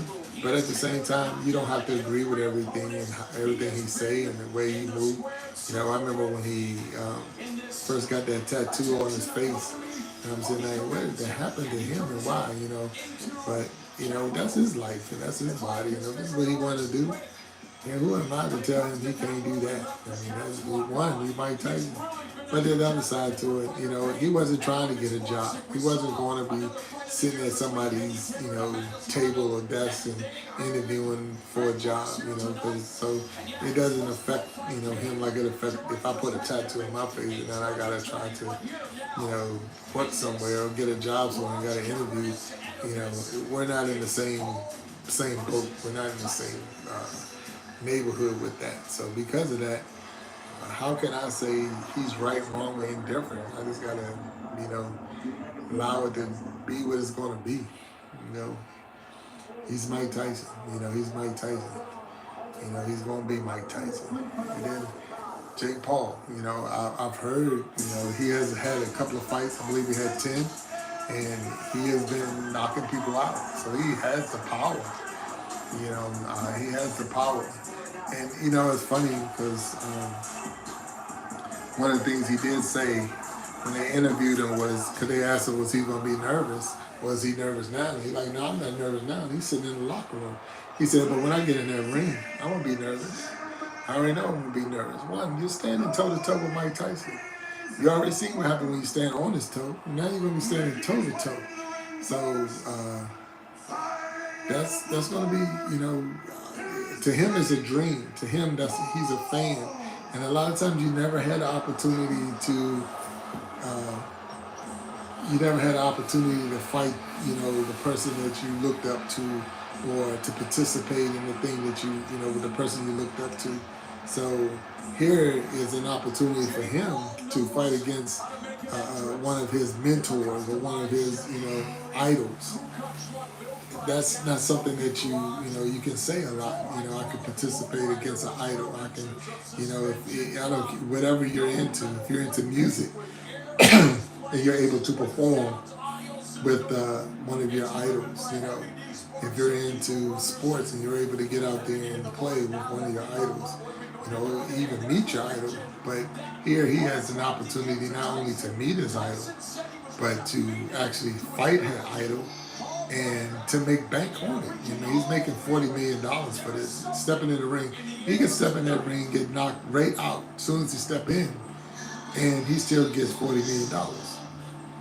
That right there in itself is a win. You don't lose in this one. He has no loss. I get to fight Mike Tyson. If he loses, no one expected him to win. If he win, that's in itself is like, oh my God, he won the dang thing. Then I'm getting $40 million to do it. That's a win-win-win for him. Tyson on the other side, you know, Tyson got a lot of stress on him, I think, because of the fact that you're Mike Tyson, so you're not supposed to lose. But at the same time, you're Mike Tyson and you're 58 years old. There's a lot of people that don't expect you to even get out there. You know, we're talking, I don't know if everybody here, but that's retirement age. That's the time that you're talking about putting in your retirement and this and that, and you're still putting on the gloves and putting on the trunks and you're getting back in that ring. That's a lot. That is a lot. So right now, Jake Paul coming out in a car, you know, he got on some silver gloves and got on his, I guess it's some type of silver suit that he wearing. And he's coming down the ring and he's, it's a big show. 80,000 people out there. He putting on this show. I can almost promise Tyson's going to come out there in his black trunks and his black shoes. And he's going to be all about business with that towel around his neck. And, that was how Tyson rolled. I know they were joking earlier today with Lennox Lewis and Holyfield was up on there and they were talking. And Lewis was like, do you think Tyson's going to bite him? Lennox is laughing. He's joking about it. Because to them, they're all in that 50, 58, 60-year-old range. And it's like, what is this man doing? We see commercials. There's a commercial that comes out when you're watching the football, NFL, and they got all the old former players, Emmitt Smith and Marino and Rice and was it Randy Moss and all that. And they talking about, let's go back out there and play. Like, heck no. You get to a point where your body just can't do it anymore. You just can't go out there and do what you used to do. And like I said, your mind is willing. And the scriptures point that out. The mind is willing, but the body or the flesh is weak. The spirit is willing, the flesh is weak. It's just that, so it breaks down. Like it or not, it breaks down. So for a 58-year-old person to put the gloves back on, put the trunks back on, to put the workout in, and to come out there, and to step in that ring, which he's getting ready to do on my TV. So like I said, I'm not sure if I'm behind the time or not. Now, I'm not that far behind if I am, but on my TV, he's getting ready to step into that ring. And I'm excited for him. I'm not nervous for him, but I know if he loses this, just the talk that's going to come. And if he win it, it's like, you were supposed to win. You're Mike Tyson. So it's like, you darn if you do, you darn if you don't. And it's like, man, get that man his props for being out there at 58 years old. Because that's not an easy task at all, at all. And 58 is not old when you're talking about, working in corporate America or working in the office or whatever. But when you're talking about getting in a ring with a 27-year-old boxer, and you're going off of, when was the last time you got in the ring and fought? You got to get that rust off. And these are 2-minute rounds. And it's only, 8 of them, 8 2-minute rounds. And, you're making a big paycheck, but at the same time, you can't go in there and you don't want to embarrass yourself. So it's Iron Mike, it's Iron Mike. I don't know how you cut it. He's getting ready to come out. It's Iron Mike. It's crazy. They're hyping him up. They're calling his name right now. Iron Mike. Welcome home, Iron Mike Tyson. There he comes. There it is. I say he was going to be wearing It look like he got on a black, yep, it is, a black shirt, black trunks, got on his shoes, that's it. Ain't no cars, ain't no bands, ain't no parade. This man is coming out here and almost tripped out of step. He almost tripped on his way down, but it's all right. He got on a knee brace. Like, hey, this ain't right. The man got on the knee brace. He got on the knee brace because guess what? Yeah, he's older. And when you're older, you start wearing stuff that you didn't wear.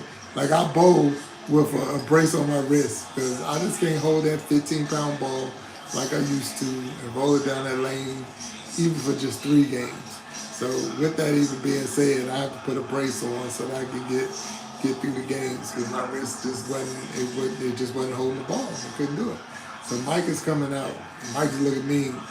Mike is looking nasty. He looked like he's about business. If Jake Paul thought this was going to be a joke, I think he's going to find out real fast it's not a joke. But at the same time,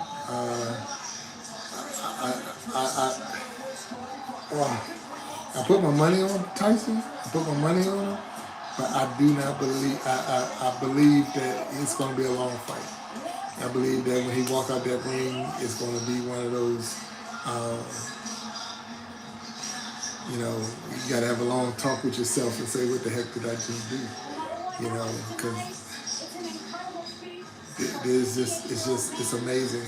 I don't know if you can almost tell the excitement that I'm having right now, and it's not, you know, because I remember that man. I remember watching his fights when I was younger. I remember now having an opportunity to see him, you know, now, and it's not, you know, on a talk show or whatever. It's just Iron Mike get back in the ring. I got my youngest son right here. He's still up watching with me, you know, because this is an opportunity to see Iron Mike. You know, it's like, wow, there's a lot of people that played in the day that, you know, they retired before you had a chance to see them. You know, you only heard about them. Here you get a chance to watch this man get in this ring. Win, lose, or draw, it doesn't matter. Because it's you know, it's Iron Mike doing his thing. You know, and like you say, if he gonna go out, he wanna go out in the ring. And it's crazy. And I know he's been through a lot. You know, he had his time.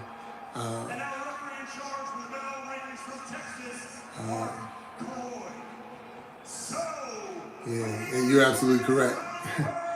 You know, he's you know, they're super arrogant out there, man. That whole family. Like you say, I don't like his brother, and his brother has definitely set it up. Well, I don't like him.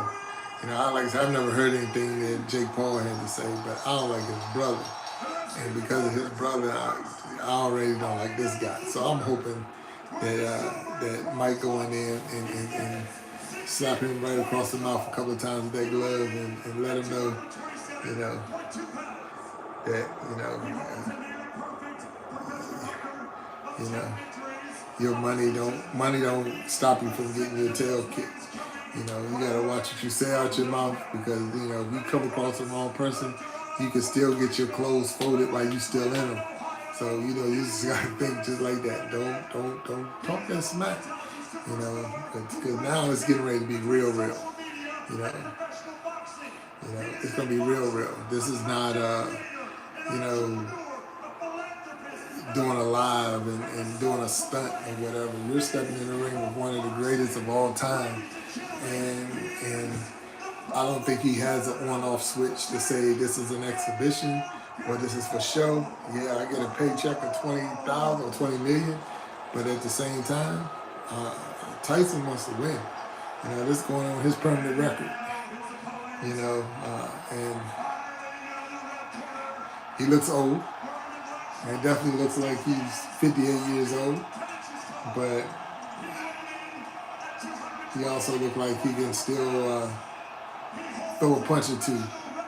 You know, he got his trunks all the way past his belly button, which is normal. You know,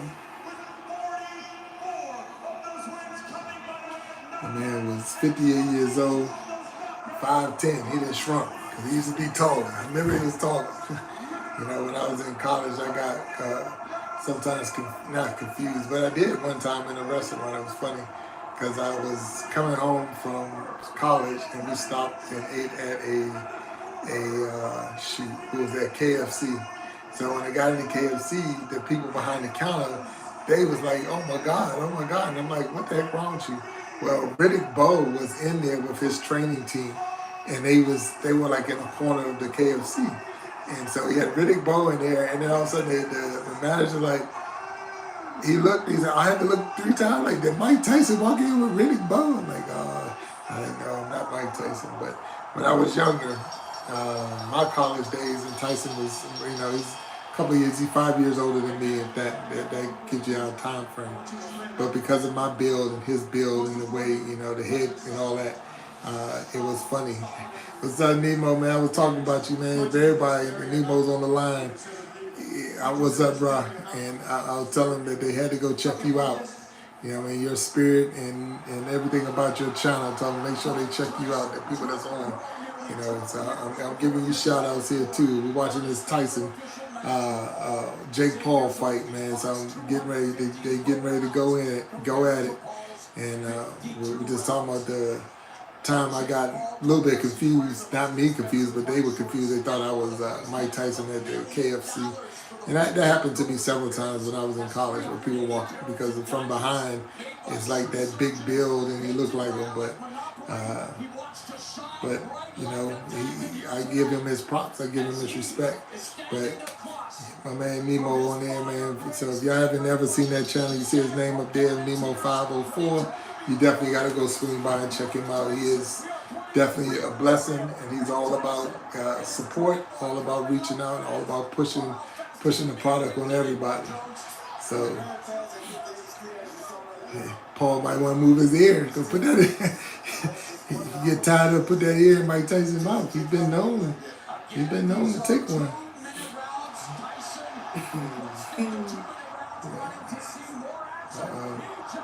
So they're going at it. The fight is down started. It's only 8 2-minute rounds. So Jake Paul going to sleep first. Jake Paul going to sleep first. Oh, you see, yeah. Jake Paul already doing the bear hug. He's already holding on to him. So, y'all, man, I appreciate it, Nemo, man. I appreciate it. I was just mentioning different people out here that's been a motivation to me and got their own communities going. And I'm proud to be a part of those communities, man. So, and I know the way you got it going now, that community is going to have to turn into a town, and that town's going to turn into a county, and that county's going to turn into a state. So you blowing things up. So continue to do what you're doing. Definitely 100% about your channels and about what you're doing. And I've been taking definitely advice and trying to follow what you've been putting down. So I appreciate you, sir. But we're just getting up in here, man. We're just watching this on Netflix. They got the Mike Tyson Jake Paul fight, and it just started. They're getting ready to end the first round on my TV, and I'm gonna say my TV only because my Netflix did the Circle of Death for a minute. So if I'm behind, I'm probably behind maybe 30 seconds if it didn't catch up. So with that being said. If anybody's ahead of time, if everything, if anybody's ahead and they're watching it live, don't say anything. Don't spoil it for me because I'm sitting here watching it. But at the same time, we just wanted to share. I got out here on live. I mean, I know my man been pushing it and saying, hey, you gotta go live, gotta go live. So we're all here. We're doing it. We're doing our thing. We're doing this live, and the fight is on. And I'm super excited because you got this 58-year-old Mike Tyson out there doing this thing. Even if he's already did more than he got through one round.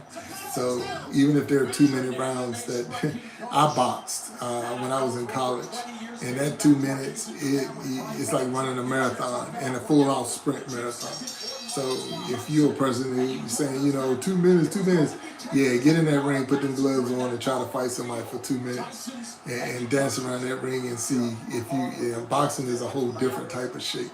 So, but anyway, but but yeah, they gave the first round to Mike Tyson, so that's cool. Tyson, he looking a little slow, but it's yeah, he looking a little slow. But don't do that. Yeah, Paul swung wild, miss. Left that left hand open. Yeah, you better keep them hands up, boy. Tyson, like you say, Eddie Murphy said it best. He designed a punch to make your liver bleed. Yeah, I'm telling you, watch that, man. Tyson got power, even at 58 years old. I am so excited for this guy, man. I really am. But yeah. So Nemo and TRB, I appreciate y'all, man. I appreciate y'all being on this channel because I know I'm always on your channels. I'm always on your feeds trying to learn from y'all and to have y'all here. It's like I'm like the kid in the candy store, and I know I'm older than both of y'all. And I'm like, man, it's like the teachers are coming to my classroom. And I appreciate it. I appreciate you both. I appreciate you all. I mean, everybody that's out there, I appreciate you. But I just have to give the flowers where flowers is due. These two, TRB and definitely Nemo, have been a true inspiration to me so far. And I just want to say thank you to them both because I know that what they're doing is bigger than just putting content out there and trying to grow their channels to get paid. Is way bigger, and it's because of that I just want to say thank you. And I really do. I want to say thank you to you.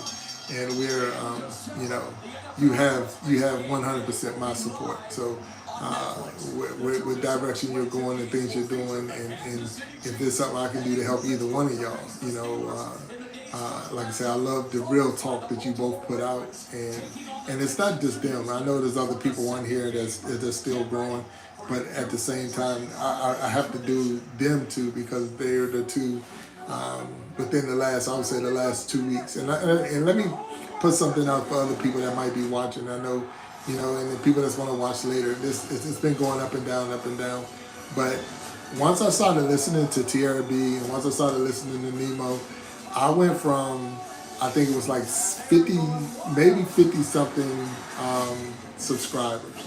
And I started listening to what they were saying and doing some of the things they were saying do. And it went from 50 to 520. And we're talking in like a 2-week span, if it's been 2 weeks, because this was like right at the end of November or right at the end of October. And now we're like midway through and we went from that 50 mark, because I remember being excited, and I'm still excited about the 50, but then it turned into 500, and I know you still got a long way to go, and you still got a lot more to do, but at the same time, it's like they're giving real advice that's going to help your channel grow, and because of that, I'm asking anyone that's on there that's actually looking. You have to definitely pay attention to what they're saying and what they're putting out there.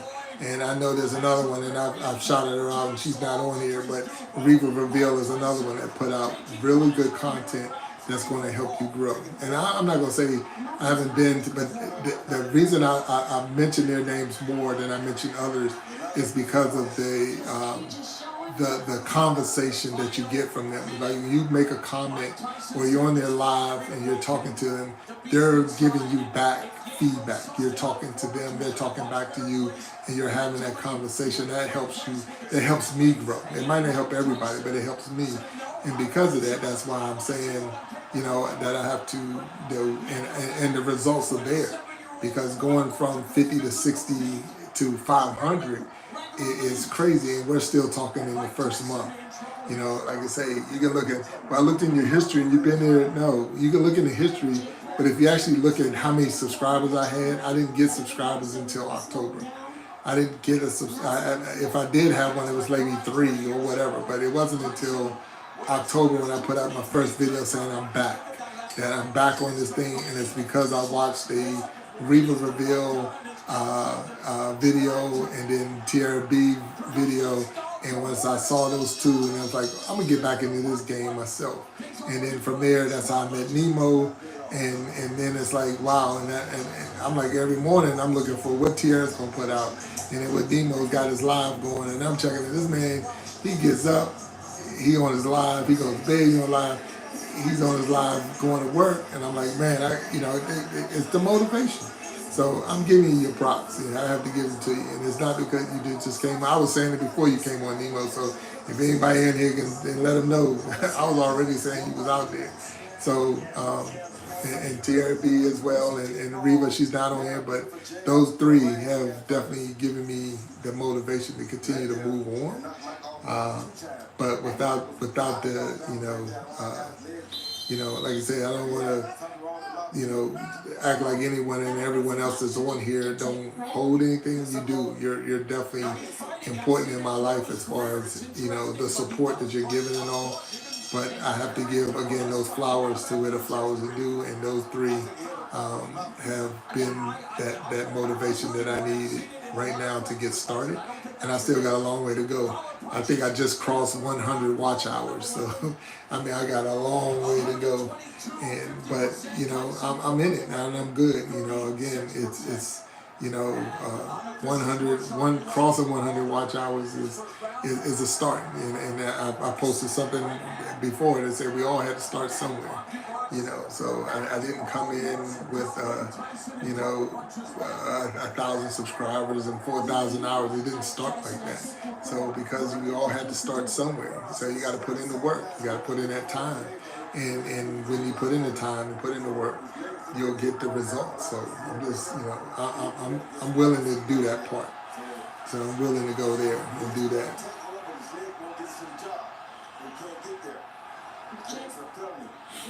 Yeah, thank you, TRB. Thank you for, just the encouragement. I mean, really. So it's just an encouragement. So it's just, it's good. Now, back to the Tyson fight. I think right now Paul got it. Is he leading? Still Tyson? Okay. Now, I'm talking to y'all and I'm missing some of the fight that's going on, which is okay. Because I'm really just trying to see Tyson get through these 8 rounds, win, lose, or draw. If he get through these 8, that's going to be amazing. They got this thing already out on, where they got on YouTube, where they talking about the script was released, a secret, unofficial, or whatever, and that Paul's supposed to knock him out in the 5th. But just in the 4th, and the 4th is getting ready to end with, 18 seconds left in the 4th. And unless Paul decides to come out there and do some crazy stuff, I don't think he's going to knock him out in the 5th. But, man, you see, man, this is the shame part, though. I'm just going to be straight up. Because the fans are starting to boo. And how dare you boo this 58-year-old man that's fighting this 27-year-old kid? What do y'all want? I mean, that's the whole thing.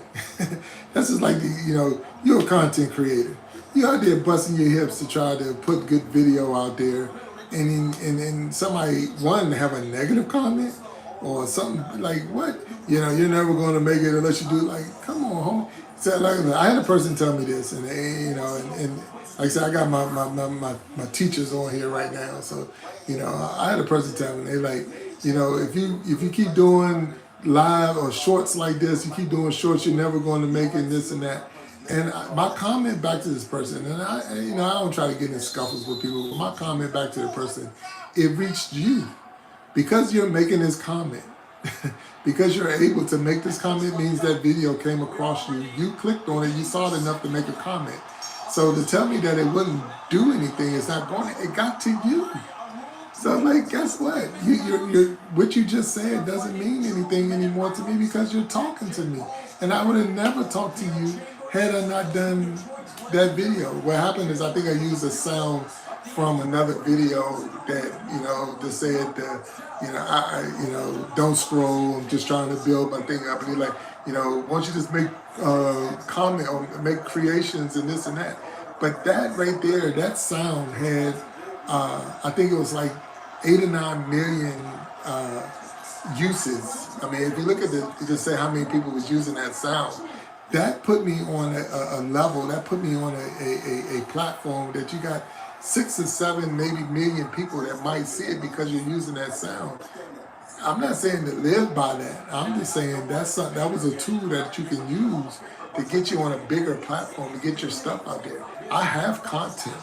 I have things. I think I've already put out maybe 50 or 50 plus videos, but you're not going to get to that, get to that platform. And I went that direction, offered the advice to someone else, and I'm like, okay, and it did work a little bit. It put you out there, and then the thing is, and once that door is open, and that people are now knowing who you are because you was on that one bigger platform, now you can start putting in your material, and hopefully you'll reel them in.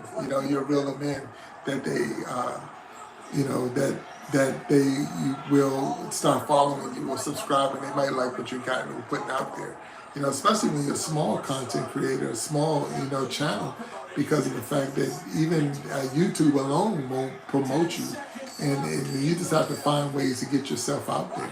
And that was my thing. But when the person made the comment, I'm like, okay, I got you. But at the same time, you're commenting because of the move that I made. Yeah, so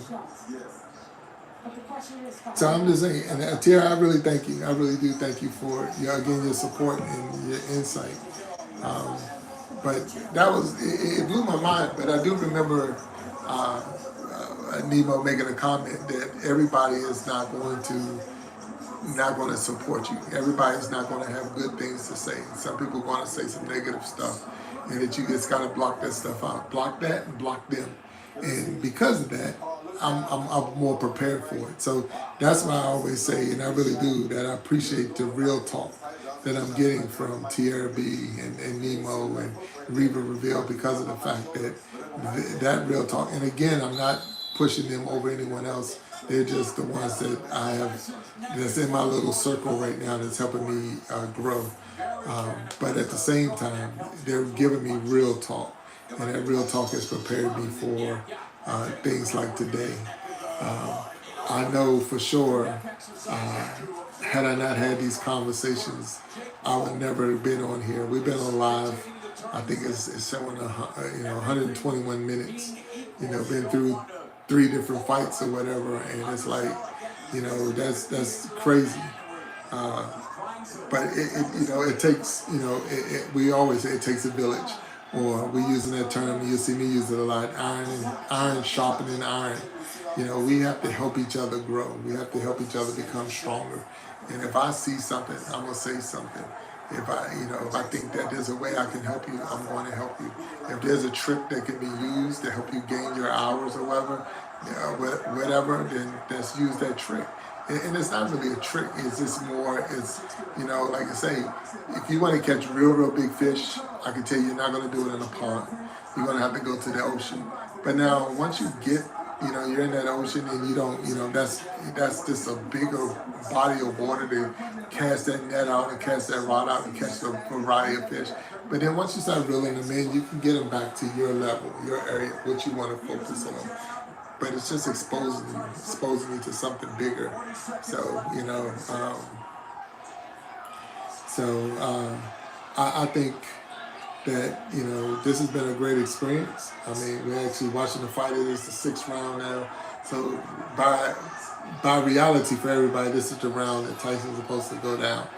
This is where his age and his body and all is not. But I don't think he took enough punches so far in this fight, because he's going to get through the 6th.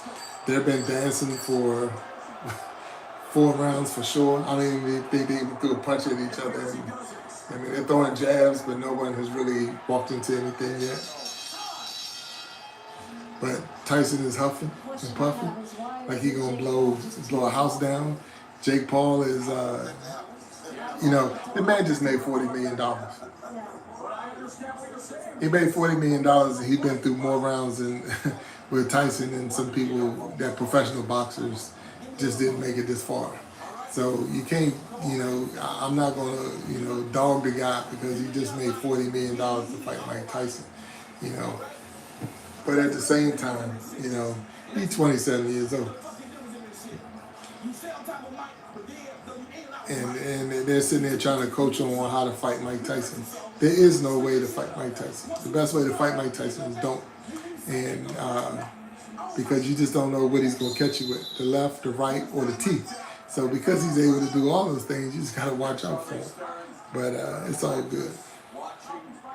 Here tonight with many other luminaries, again, 72,000. Yeah, so, but no, it's the seventh round. They're only going 8. They're 2-minute rounds, so they're going fast. I think Paul is going to try to pick up the pace right now because of the fact that, you know, he's calling for a knockout. Tyson is calling for a knockout. So they only got 2 rounds to get it done. So somebody's going to do something. You know, one, you know, you got all this money out there on what they call it, on DraftKings and everything else and the odds. So, you know, somebody's going to have to do something because, you know, the fans are looking for something. DraftKings are looking for, Vegas is looking for something. So, I mean, we done watched 3 good fights, and now we're watching this one. You know, it's like grandson, grandfather out there fighting each other.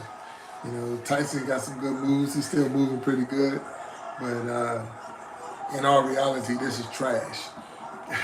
Trash in a sense that if he was talking about I don't know what the ticket costs to get into that stadium and to watch them fight, but it only cost me the subscription to Netflix. So I'm on the win side of this. It'd be no different if I was sitting there watching Law and Order. I'm a Law and Order fan, for those who didn't know. So it's just turning on my TV. But if you pay thousands of dollars to sit in the seats, you know, you want to see somebody fight. You want to see somebody get knocked out or whatever, you know. But if you want to see somebody get knocked out or hear about somebody getting knocked out, then I'm gonna tell you this. Go in there, go on my channel, and you're gonna see a guy laid out, you know, and that's a story about me when I was in the military, and I actually accidentally knocked myself out trying to put my shirt on. So you have to check that out. That was a funny time in my life. Jared B, I know you said you got to go. I thank you for sharing all this time with us. Thank you again for your support and your wisdom. And we'll definitely, you have a good night. And we'll definitely, I'll be checking you out and seeing what you got going on in later videos that you be posting. So have a good one, and thank you. So they got through the 7th round. It's only 1 round left. 2 minutes. 2 minutes and Mike Tyson, well, he already got 20 million, but 2 minutes and Mike Tyson at 58 years old took on a 27-year-old, and he does look rough. But see, that's the difference. As much training as Tyson has done, as much training as he has done, and we put a lot of training in there.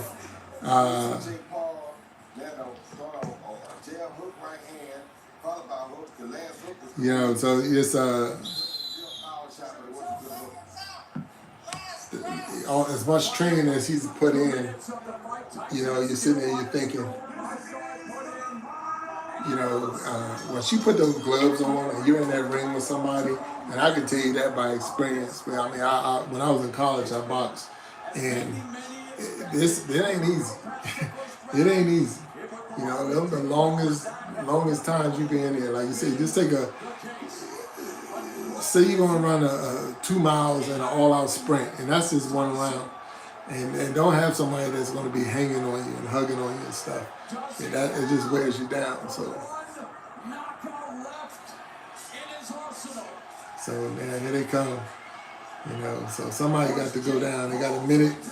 And Paul is really, Paul doing his thing now. Paul trying to get him. Paul trying to take Tyson out. So that's his goal. He got him. Got a good shot, but not enough to take him out. Tyson got a head like a rock and a neck to go with it. Even at 58, that neck is still thick. But if he don't watch himself swinging that wild stuff, he gonna catch one. Paul gonna catch one across the chin, and it's gonna be nighty-night.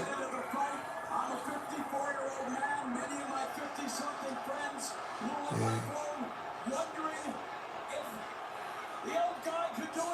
Let go of his glove.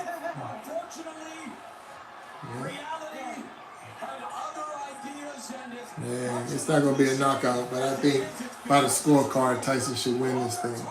Just because it's Mike Tyson. Uh-oh, he took a punch there, though. He's going to lose this round. He's going to lose this round with 24 seconds left. Come on, now. Come on, Mike. So you know when they say it's 10 seconds left, he's going to go all out. So right here, they ain't do the thing. They on late. Hey, what are you doing there? 5 seconds?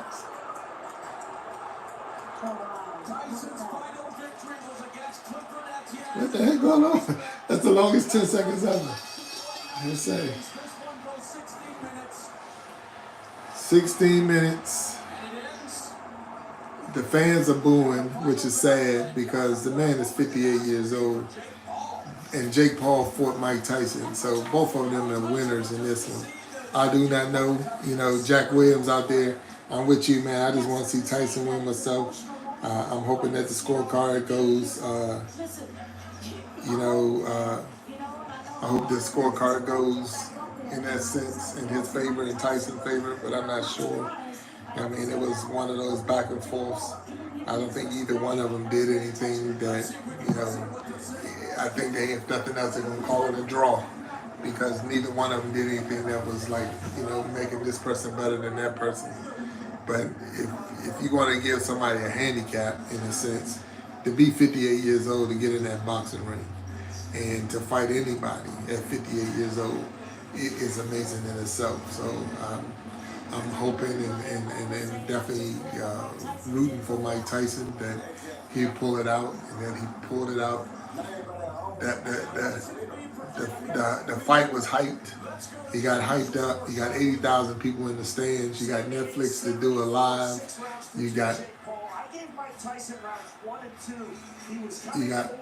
40,000 to Jake Paul, 20,000. 40 million to Jake Paul, 20 million to Mike Tyson. On the scorecard, they're already saying that they believe Paul's going to win the thing by decision. But in all reality, to be 58 years old and out there fighting a 27-year-old, even if it was just for 16 minutes, is amazing in itself. So, in my book, and I know my book don't mean nothing to nobody but me, but in my book, I'm giving this fight to Tyson because he got past all the odds. Being a young fan of Tyson when I was younger, and not that much younger because he's only 5 years older than I am. But I remember watching him. I remember being a true fan back then when he was fighting. And I would like to say, telling that story, you didn't get up and go get nothing to drink. You didn't get up and go use the bathroom or whatever, because if you did, when you came back, that fight was over. You was able to watch the whole fight in the instant in the playbacks and the replays, because that's how fast they were going. He was the youngest heavyweight champion of all time. He's held all the belts, and he's been through a lot. So I'm still a fan of Iron Mike Tyson. He will always be Iron Mike Tyson. And regardless of what happens in this and the results, I'm going to give him his respect. Please clear the ring for the official decision.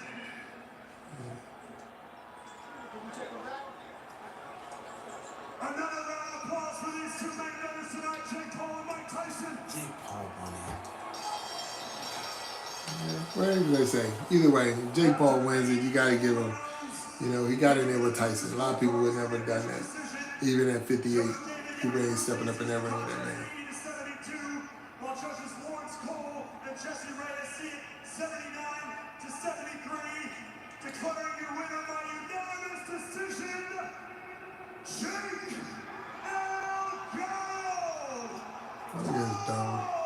So Jake Paul won it. If you didn't know, Jake Paul by unanimous decision. Jake Paul beat Mike Tyson in a unanimous decision on the scorecard. I mean, he threw more punches. I have to tell you, I'm just not surprised. The 27-year-old beat the 58-year-old by throwing more punches, which is of course. I mean, that it's sad, you know, that it came down to this. He did not hurt Tyson. If he did hurt him, he didn't knock him out. He didn't knock him down. So, you know, it is what it is. Am I disappointed? Yes, I'm disappointed. You know, I think that Paul, you know, he probably had more energy. But, you know, in all reality, the hardest hit in between them two happened yesterday when Tyson slapped him. Because that fight right there, there was no major nothings. You know, one was out jabbing the other, and that's what we got. But there was no one person taking over and even hurting anybody. But it's good. Tyson didn't get hurt. He was able to go 8 rounds, 8 2-minute rounds. He's always going to be, Iron Mike Tyson. It's disappointing that he, lost in this fight, but and I'm hoping, it's a loss, but it's a win because it's a loss on a scorecard, it's a loss on the record book if you want to look at it that way. But it's a win at 58 years old to be able to get yourself back into the condition it's needed to fight 8 2-minute rounds of real live boxing. So. You know, 58, a lot of people thought you shouldn't be here. A lot of people thought you'd be done and dusted in the first round. Do you feel like you proved the world wrong? Yeah, he definitely. They saying, he's 58.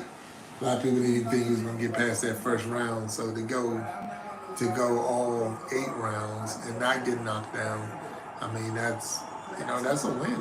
That's a win right there. Yeah, I'm disappointed. And I'm like you, knowing I'm like you, it's, it was an upset in that sense because Paul was not, he's not a better boxer. You put Paul in that ring with Iron Mike Tyson at 30, I've heard about that. I don't want to know more.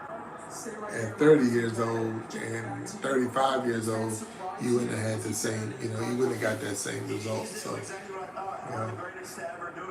He's an icon, he's a legend, so yeah. But this night's not about me, man. I wanted to give a thanks to all the real heroes, the U.S. military, the doctors, the nurses in the ER, the cops, the firefighters, the farmers, the truck drivers, all the people who make this So, I mean, that's the thing. America, it's the era of truth, it's the era of good. There's a shift in the world, and good is rising, the truth is rising. I want to thank you all. I mean, really. I mean, we know we had a fight night. We had a fight night live. Fight night live. Netflix, we're gonna have to do it again. We got these numbers is up. Everybody that pitched in, everybody that was there, everybody that did their thing today. I truly thank you. I truly thank you. This has been a wonderful time with you. I mean, I was able to watch the fight. I was able to have a conversation with you. You got to learn about me. I mean, I see a lot of different texts going on. I have to get better with live. I'm gonna tell you that now. I have to get better. And how to respond to the text that's coming through, So what I have up right now, I have my iPad up so I can be on live, and then I have my phone because my iPad wasn't showing me the messages, so I put my phone on. Maybe his brother. You want to fight Logan? Logan, I think he said you might be next. Motherfucker, I'll kill you, Mike. Just don't step on his toes. There's all forgiven between you two because yesterday but I was using my phone so that I could actually see the messages coming through and trying to respond. So I'm gonna get better. I'm gonna get better with that. So that's one of the things I'm like, okay, how can I, get around that so I can respond. But what I try to do is, and I'm learning that from, one of, Nemo 504, where, jotting down the names of the people that's in the live, and I go back and I look at your channels and support your channels because not just because you supported the live, but because I want to make sure that I, acknowledge you and support you for the work that you're putting in.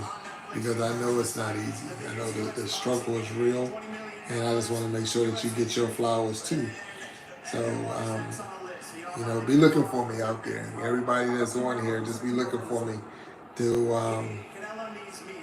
reach back out to you. Let me make sure I reach out to you and support your channels, because you're all doing a wonderful job out there and deserve to be recognized. And that's just real talk from me. I'm not going to hang on that much longer and get off of here. It has been amazing to be on live with you and to share. It's just so natural. I mean, it really is. It was just so natural to be out here and to be talking about, when we was talking about the fight, the Jake Paul and Mike Tyson, and then we just started talking about everything else, and then just having, some of those key players in my YouTube life, and as short as it is, but having some of those key players come on today and to support the live is amazing in itself too. So I'm truly grateful for everybody that came on today, no matter how long did you stay or how long you stayed, you was here. And then for those who hung out and we talked about the fights and all of that and all that, I'm gonna ask you to go to the channel. If you're not a subscriber, go ahead and hit that subscribe button.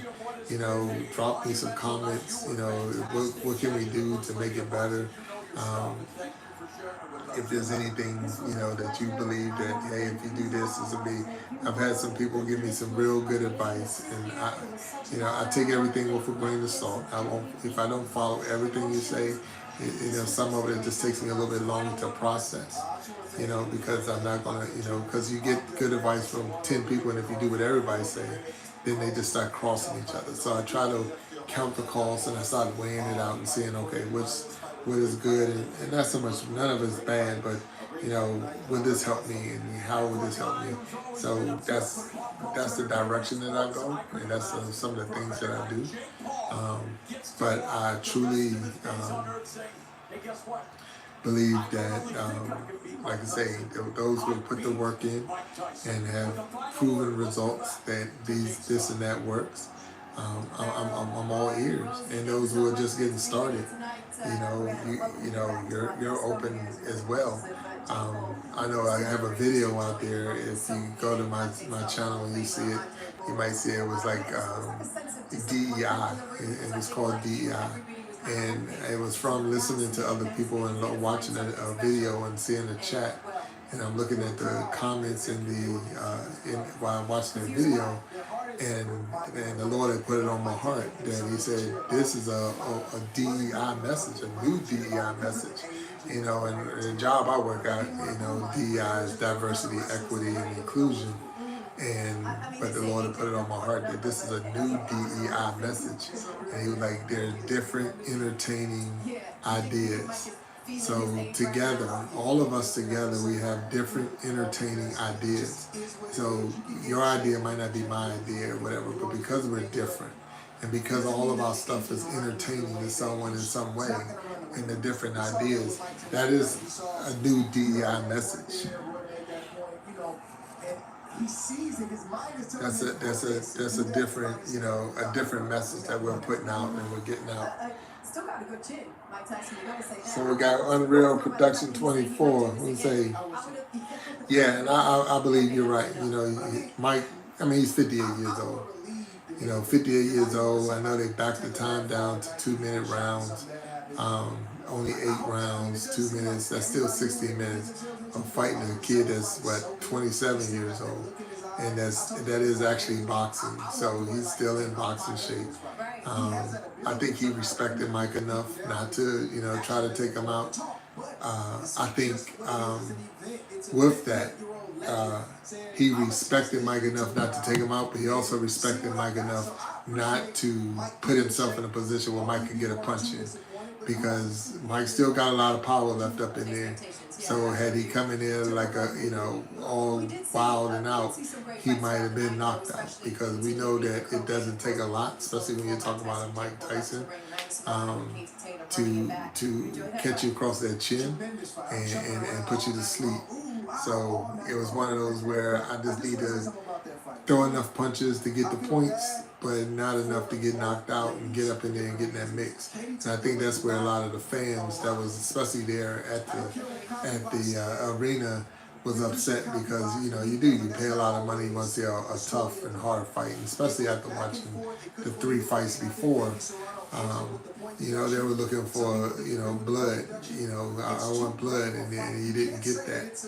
But what you got is a young man, 27-year-old Jake Paul, being able to fight his living legend, 58-year-old Mike Tyson. Mike Tyson was walking out of there with a $20 million paycheck. Paul's walking out with a $40 million paycheck. Netflix is now put on their first live sporting event, AT&T Stadium, with all the stuff that's going on with the Dallas Cowboys. It was able to be the host city and host stadium for this great fight. I don't know if I won or not, because I picked Paul. See, I was on DraftKings. I picked them both. I was rooting more and I put more money on Tyson, but I picked them both because I try to get my money back. So if I lose and I go this direction, I get some of my money back. So I know it's a weird way to gamble, and people that they be like, that don't make any sense. Well, it makes sense if I can get my money back. So I bet with who I like, and I try to get my money back with if they lose. That's my plan B. So it works for me. If you don't like it, it's okay. But it works for me.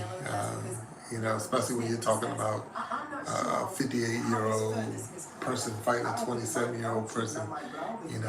They should have had as a category where the fight go the distance. And they might have had it, I just didn't see it.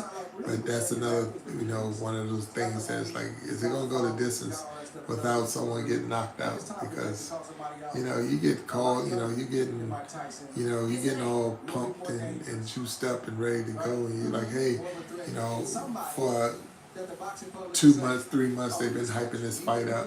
He had the big slap yesterday to even promote it even more. And bam, this is it, fight night. And it's like, it was all right. It wasn't, but, and then in all reality, and it's an exhibition, This is what you expect from an exhibition. I don't know, if, I was looking to be able to see Mike Tyson one more time. It's like, wow, that's pretty cool. In the ring and live with the fans. Now they walking around with his butt hanging out because he's waiting, I guess, to put his shorts on, waiting for the doctor to come in here.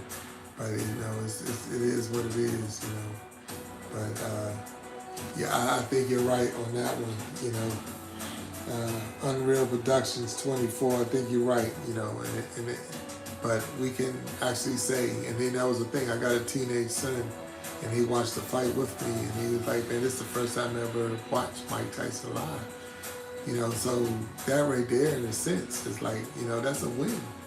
That's a win because you now have, you can actually say you saw, actually witnessed,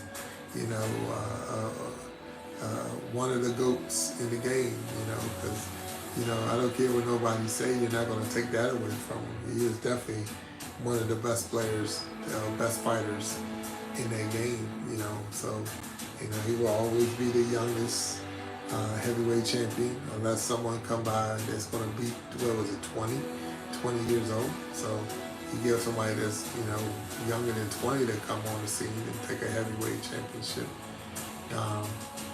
He is still one of those people, even in the fights he lost, because I remember listening to today with Lennox Lewis and Holyfield, and they both saying, you better still got to watch, coming up and getting in his range.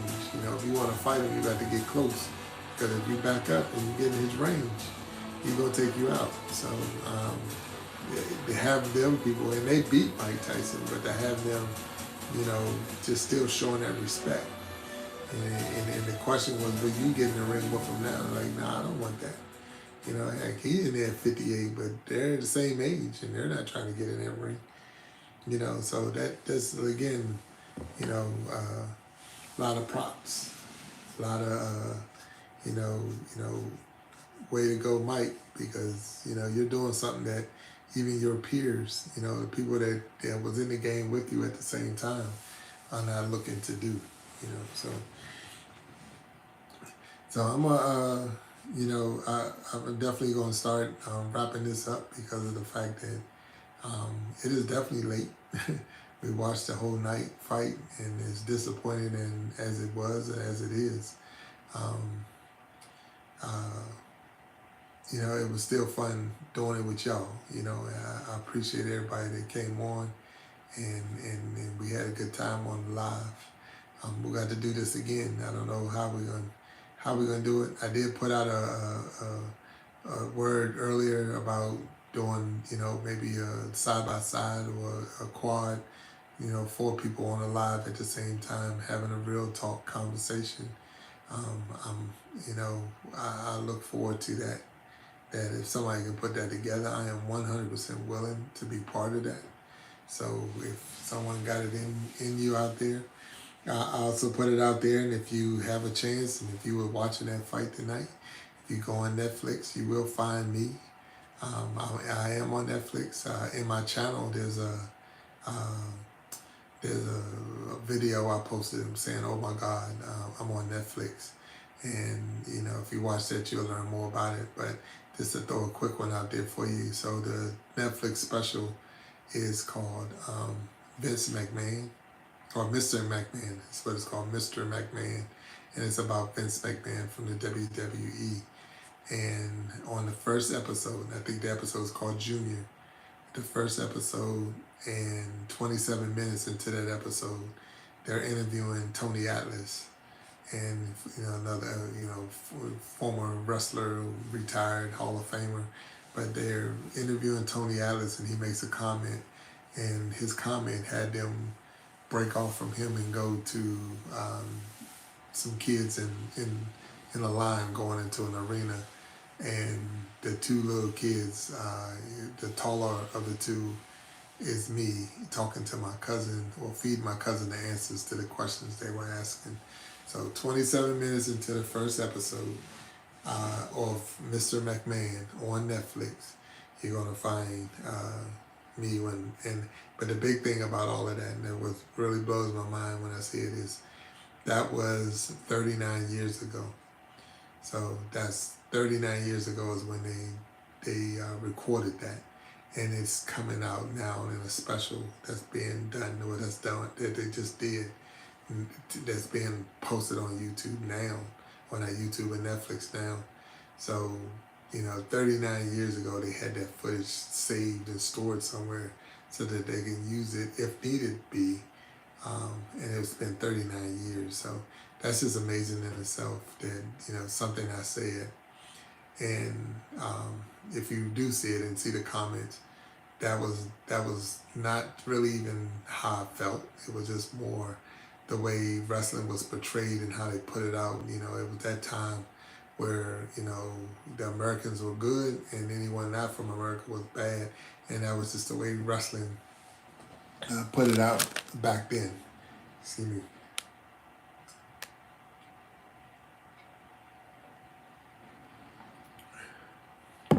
Sorry. But yeah, but that's the way it was put out. So that video was done, or at that time they took that information, that was even before WrestleMania 1. So that was a long time ago, 39 years. And a lot has changed in me, and a lot has changed. But if you do get a chance to check it out, especially if you're still watching Netflix now, go ahead and look at it. Drop something in the comments saying, hey man, I saw you on Netflix. So Mr. McMahon, first episode, 27 minutes in, you're going to see me talking to feed my little cousin. I think I was like 14 years old. He was about 10. Feeding him answers to a question about the wrestlers we didn't like. And that was, again, 39 years ago. So with that being said, I'm going to go ahead and close this thing down. We've been here and I think we've enjoyed each other and had a good time. Like I say, watching the fight or me commentating the fight for you, letting you know what was going on. If you don't know, I don't want to spoil it for anybody that maybe it saved it or whatever, but Mike Tyson did fight Jake Paul. I had my money on Mike Tyson. And what I was saying, who won or lost, I'm going to just say this. I didn't win, so now you know. but you know, right there, I didn't win. So the person I put my money on didn't cash out and give me no more money. So with that being said, I don't know if Netflix is going to repost it or how they're going to do it. This is only the second time I think they've been live, and it's both been in the same year. So this is their first live event on Netflix. The other one was a live stand-up with Chris Rock. And so Netflix is definitely changing their footprint. They're starting to do live. So, I mean, that's like what we're doing. You know, we're putting content out there and doing videos and doing shorts. But I guess they have to take their advice and follow behind Netflix, and we had to start doing some lives too. So this was my second live, and I can say I believe it went well. I'm content, and I appreciate you all that stayed up with me and hung in there with me, and I definitely will be going live again shortly. Probably be later on today. Got a lot, some things to talk about. But until next time, all of you have a blessed night or day wherever you are. I'm not sure where everybody is, but wherever time it is, be blessed and peace. And again, thank you for sharing this time with me. I'm gone.